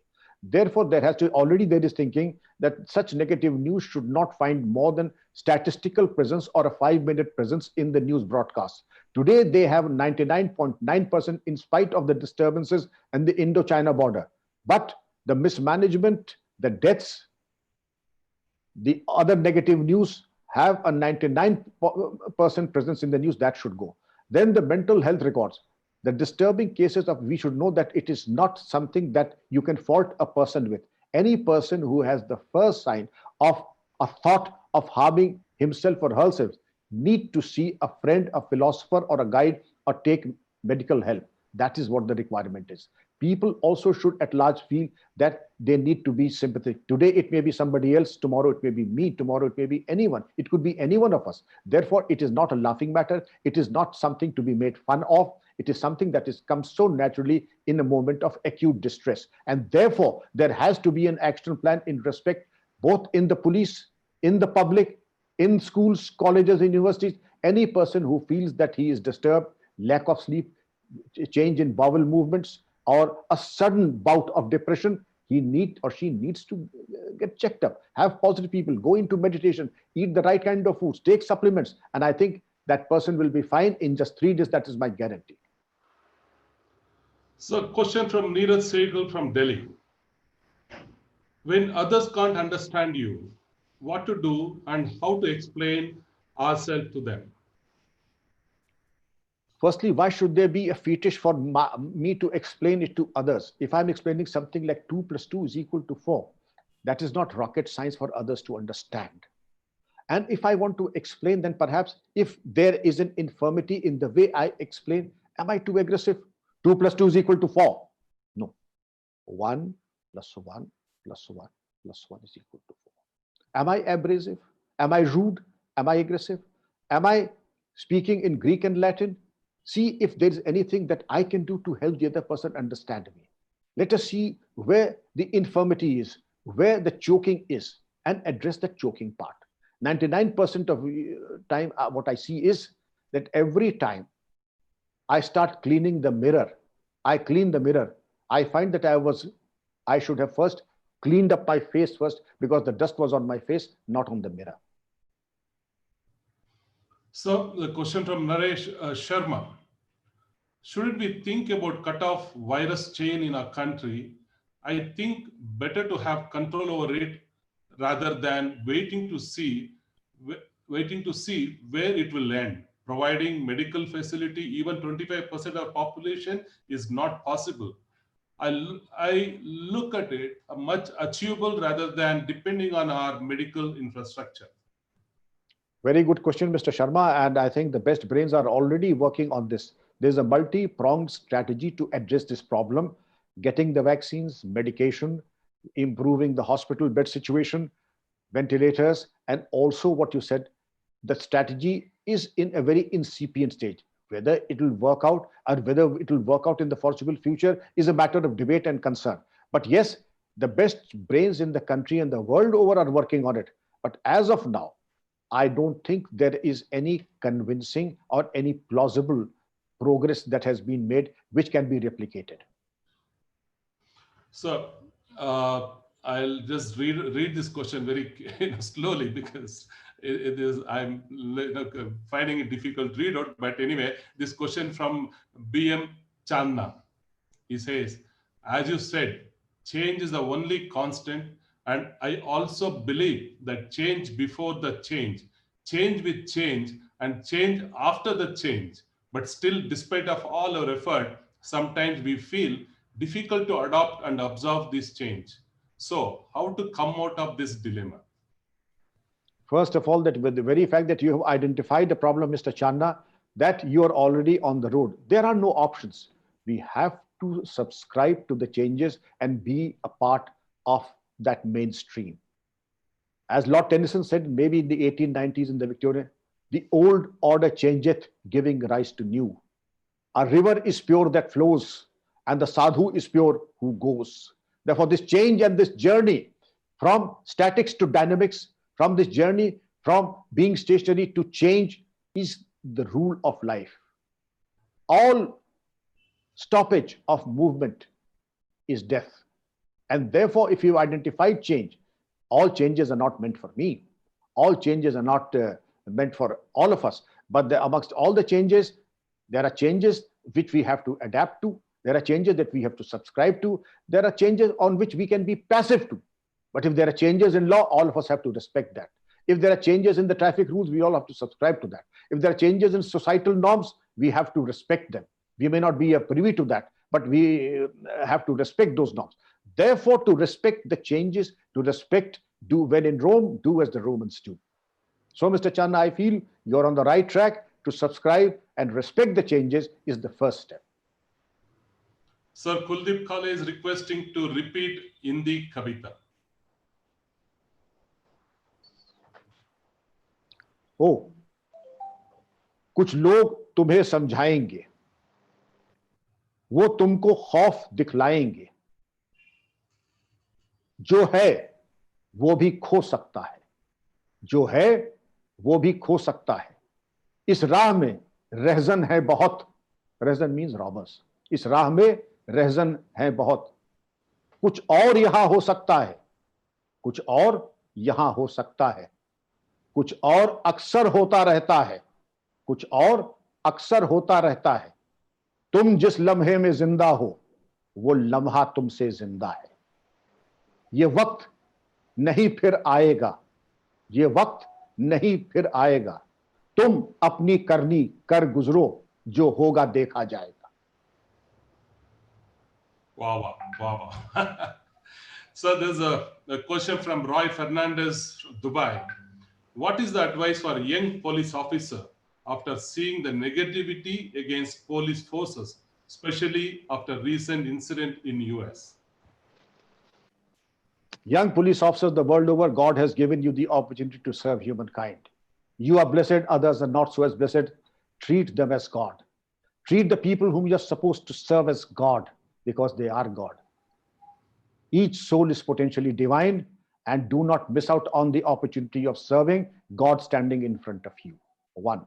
Number two, be like Caesar's wife, beyond reproach, beyond question, beyond doubt. Like Caesar's wife, beyond doubt. Apart from not indulging in anything that is questionable, do not even look at things that are questionable. One, you may be looking at the world with two eyes, but you are looked upon with thousands and lakhs of eyes, and even the smallest infirmity in your character becomes enlarged by many, many lakhs times. Therefore, be a role model and iconic as far as personal honesty, integrity are concerned. So the question from Sudipto, how to overcome mental stress due to lockdown, financial crunches, social distancing, etc. What do you suggest? The problem, Sudipto, you mentioned, all these problems are my problems.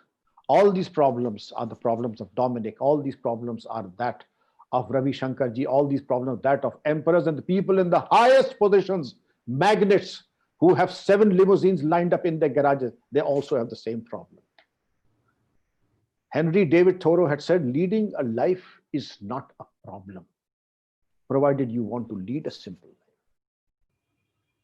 There is enough, Sudipto, for you and me to lead a decent, honest, and a straight living.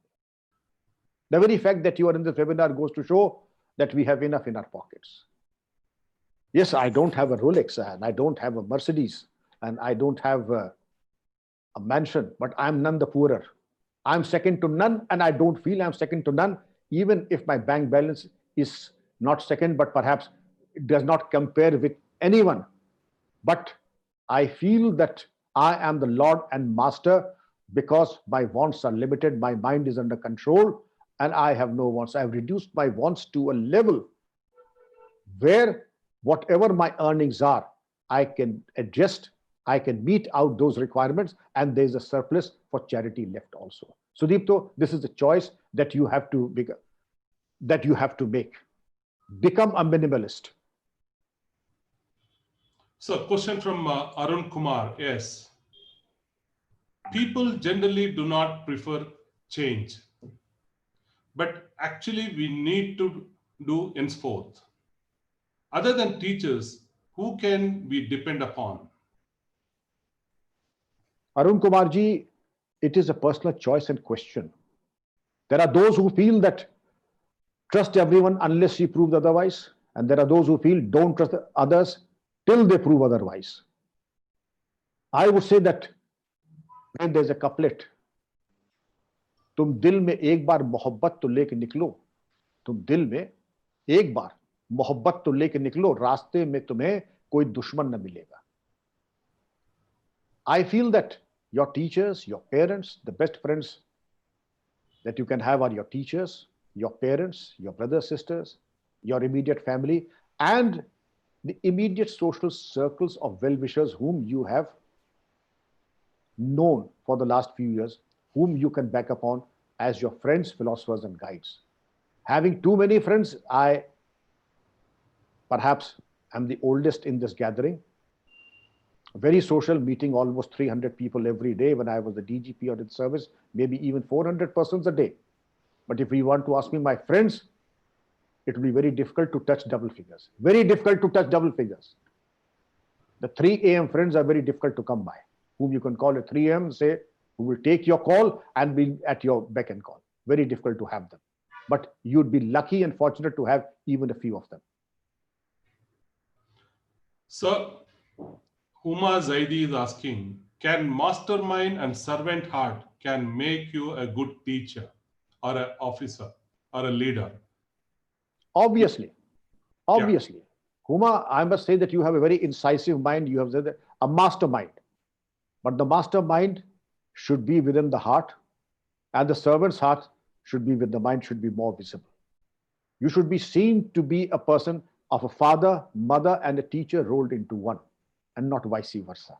The master heart has to be there, because if as Napoleon again had said, if I have the impression or I have the reputation of being a grandfather, I would be loved but not respected. To have love and respect both, as Huma had said, to have the master's mind and the servant's heart. And that will make is an ideal recipe to be a good teacher, a good administrator. Sir, we have a question from Major Kinley, who is the security and fire head of Bhutan. Is asking, there is no substitute to integrity. How to induce to the present and future generation? Major Kinley, Jai Hind.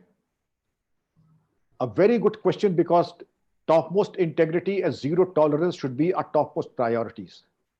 What as a leader you do becomes fashionable.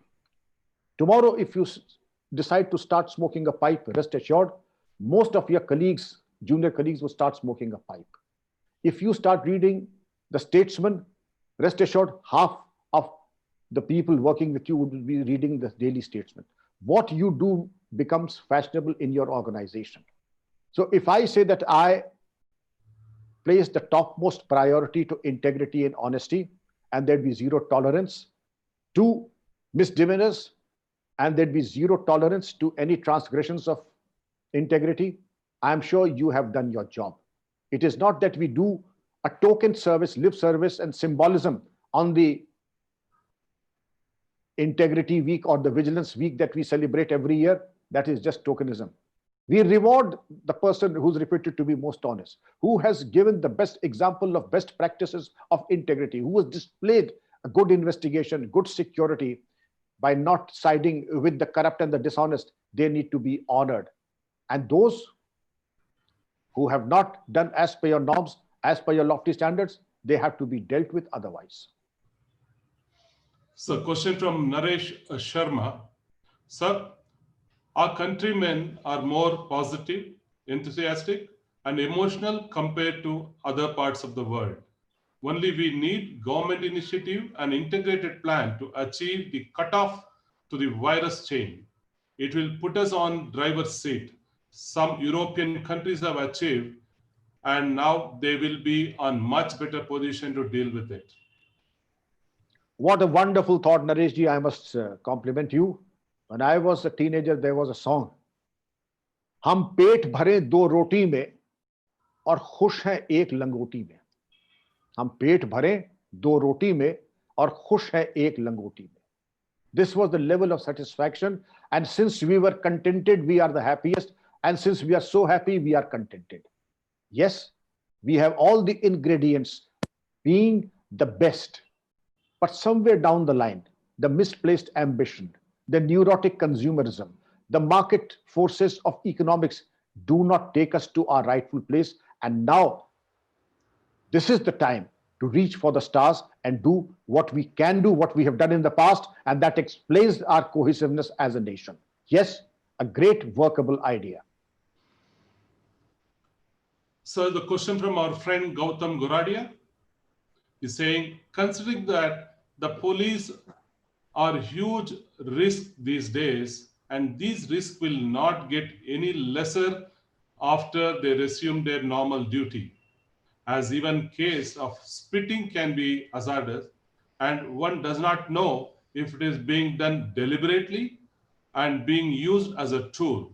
Can you suggest what the private sector can do to help protect those who protect us? Gautam ji, namaskar. I'm so happy that you could join in, and such a pleasure, as always, to interact with you. I think you have put a question and you are the answer. You are the solution. A vibrant CCTV network right across will show all such misdemeanors, as was in the case of Kolkata, when somebody spat on an officer in uniform. All such misdemeanors would be recorded, and they're all punishable under sections 269, 270 of the Indian Penal Code, the Epidemics Diseases Act, and also the Disaster Management Act. They and you, I think, are the best person to give this solution, that a wide and a vibrant and a fail-proof, foolproof CCTV coverage network is a solution to the misdemeanors, and therefore a service to our corona warriors in uniform, police men and women who are running the extra mile to safeguard you, me, and all of us. So, a question from Delhi, Mr. Gulshan Kurana, one of the expert on fire. He says, what is your suggestions or solution to huge migrating labor, which is going to affect all our ongoing project, and how this can be avoided in the future? This was nothing short of a human tragedy, and I only hope it is never replicated again. There was probably a miscalculation of thought and state governments being at cross purposes, as it happened in northern India. And because they were at cross purposes, there was no planning. I was also privy to the fact, and I, at that point of time, also advised many state governments, look, when a person is moving out with his family, bag and baggage, his loved ones, with not a morsel in his mouth and not a rupee in his pocket, and preparing himself to brave that journey on foot for 1200 kilometers, and the girl with her ill father on a bike travel from Gurgaon to Bihar, there is no way you can push them back. There is no way, because they have nothing to gain or lose now. The only thing is to do is to give them safe passage and ensure that they are taken, quarantined, and then rehabilitated at the place of residence. I only hear because industry is going to come around. Industry is going to start. Industry will start, if maybe not today, then maybe after 20 days. But industry, it is not an option. It is a compulsion for the nation. Industry will start. Then you have to take them either by special train. That is the most viable, because when they were taken ultimately on trucks and buses, that was not a very workable solution. These migrants were fleeced by the truck and the bus drivers under one pretext or the other. They were harassed one at one naka or the other. The only way to do it is by special trains. Let us have an action plan ready. It is perfectly doable, and I'm sure we'd be able to do it, Mr. Khurana. Sir, I'm going to take only 3 more questions. There are a lot of questions, but I will just pick the best 3 questions that will be useful to the audience here. The question is from Gopala Krishnan. How to eradicate negative thoughts and always be positive in whatever the situation may be? I wish I could have elaborated upon a single negative thought. If Mr. Dominic tells me today that you are good for nothing, and since Mr. Dominic, I take him as a well-wisher, say that he said you are good for nothing. To obliterate that one single negative thought, I have to have 17 positive affirmations. This is what the psychoanalyst of Harvard University has said. Now, firstly, be in the company of positive people. Be in the company of positive books. Do not allow any negative thought to enter, but it's easier said than done. If you have a negative thought, have thinking and have a 15-minute session with yourself, the best person on the planet, that is yourself, and say that you are a winner. You can do it. God's mercy is always by your side. You are being blessed by your parents, your well-wishers, and you will always be successful. You are a winner. You can do it. Have these positive affirmations. When you do something difficult, just say, that was easy. When you do something, don't say it was, my God, it was so difficult. Say that was easy. There's a positive way of looking at everything and reacting to everything. Please take that tone. Nothing, it was always good to be positive, but in today's times, it is a part of your survival kit to be positive. Sir, the question from Sriram Chennai. Do you feel change and evolve are the same? If not, what is the difference between these? Change and evolve have different connotations and different scope in meaning. Change means something that comes and is thrust upon us. Evolve also is on autopilot mode. I can change, I can decide to evolve myself on my own, or that evolution has been thrust upon me. Change is something that has to do something with an ecosystem or the surrounding or an environment. Evolution, my personal evolution, a lot has to do with me, my personal efforts, and also that of my peer group. And therefore, they have a different scope and a different meaning. Evolution is something personal, and change is something that is universal. So the last question of the day, question from Ishwant Rajaratnam, a consultant from Bangalore. The market situation has put us all into bad dilemma. But as an owner, we have been able to manage the team. However, without the market opening, the situation being so bad has affected a lot of entrepreneurs. How do we overcome to manage to inform the teammates the situation faced by the company without them losing the job? Mr. Ratnam, I think this is the situation not only with you, but with me, Mr. Dominic, Mr. Ravi Shankar, and everybody sitting in this webinar, and all persons anywhere in the world. We need not live in an illusion. As a head of if you're head of the company or as a head of the family, all of us have a right to know and a need to know what is the financial health and what is the financial sustainability of the company. It is always good to be straightforward. Tough times do not last, but tough people do. When the going gets tough, the tough get going. Of course, we are faced by confrontation, When we say, when the going gets tough, there are some who turn up their noses. There are those who turn up their sleeves. And there's a third case who don't turn up at all. So let us see that everybody at home, if you are a head of a family and there's a cash crunch, if you're head of a company, there's a cash crunch, everybody has a right to know and a need to know. It's always good to be straightforward because there are certain drastic adjustments that will have to be made. And those adjustments, once made, I think everybody's job to chip in and understand the situation that we are all in. And we have to respect that and see what course correction that can be taken. And all of us are going in for course correction and adjustments. So thank you very much. It's a 1 hour 46 minutes from the time we started, and I could see a lot of chat box. There are some are in Hindi. I think only Ravi can read out those. I ended my questions to you, sir. Over to Ravi. Thank you, Dominic. Thank you, Dominic. Thank you, Dr. Vikram Singh, for your enlightening talk on the subject of the day, conquer the challenge of change. I think you brought out some very valuable points that I'm just once again mentioning some of those that I very quickly noted off. Who can be an all-time winner? You mentioned that a person who is enthusiastic, who is professionally competent, who stays away from addiction, somebody who is brave, somebody who is stoic, and above all, somebody who is grateful is the person who will always succeed in life.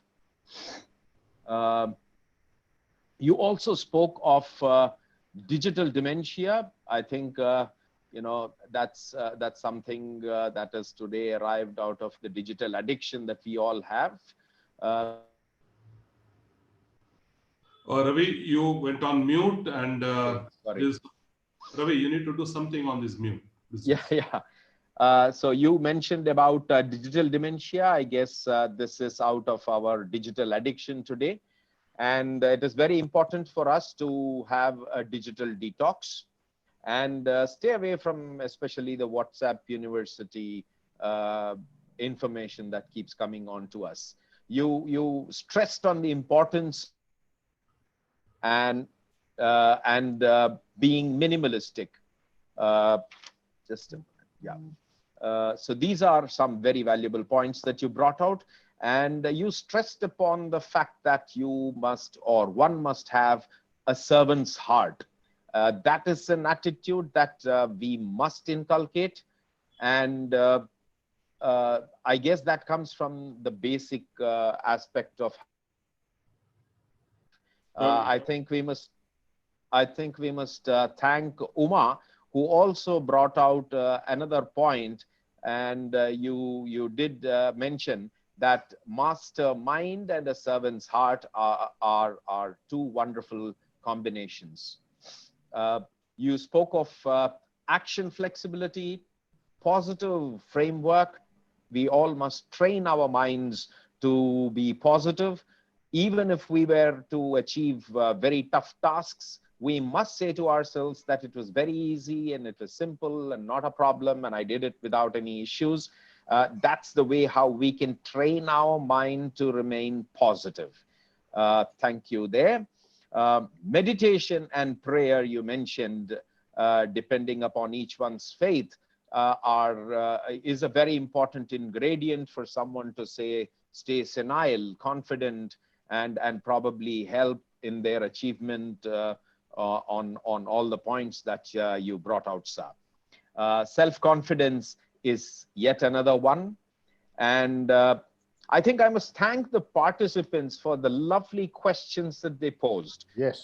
Some very, very good questions that let us have the opportunity to listen to Dr. Singh more, and with his clarity that he spoke and answered to those questions. Thank you once again, Dr. Singh, for those lovely answers to all those, and patient answers to all those questions. I think it is my duty to apologize to all those people whose questions we probably were unable to take. Our sincere apologies for not being able to do that, for paucity of time. And I assure you that we will have hopefully another opportunity and another interface with Dr. Singh, where we will have more questions and we will have more answers that will help us in our life. A very, very important point that Dr. Vikram Singh brought out was the Princeton University note-taking tips. I have personally made a note of it, which one can watch on YouTube and learn the art of taking notes. He also mentioned that these notes do not just help you in your life, but these notes can be given to others who probably can get benefit and advantage out of the time that you have invested in a program or in your studies or in your whatever act of knowledge gaining that one has embarked in. Thank you very much, Dr. Singh, once again. I thank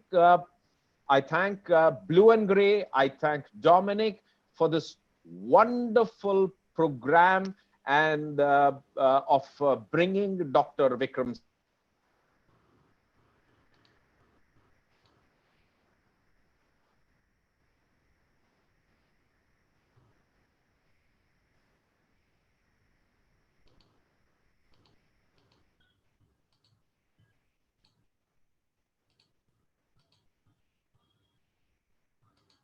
Oh, I don't know. I think I lost here. I'm sorry to interrupt. Thank you. Thank you for the opportunity to have, the honor of actually introducing Dr. Vikram Singh. Thank you very much. Wish you all a very good day. Cheers. So Thank you so much, Ravi Shankarji, Dominic. It was a privilege and a pleasure to be a part of this wonderful gathering. Thank you. Thank you very much, sir. I will look forward to see you all on Celebrating Life on 2nd July. So we'll come back with more details. Celebrating Life on 2nd July. Thank you very much. Thank you. Thank you ever so much. Thank you. Cheers. Bye-bye. Cheers. Bye-bye. Bye-bye.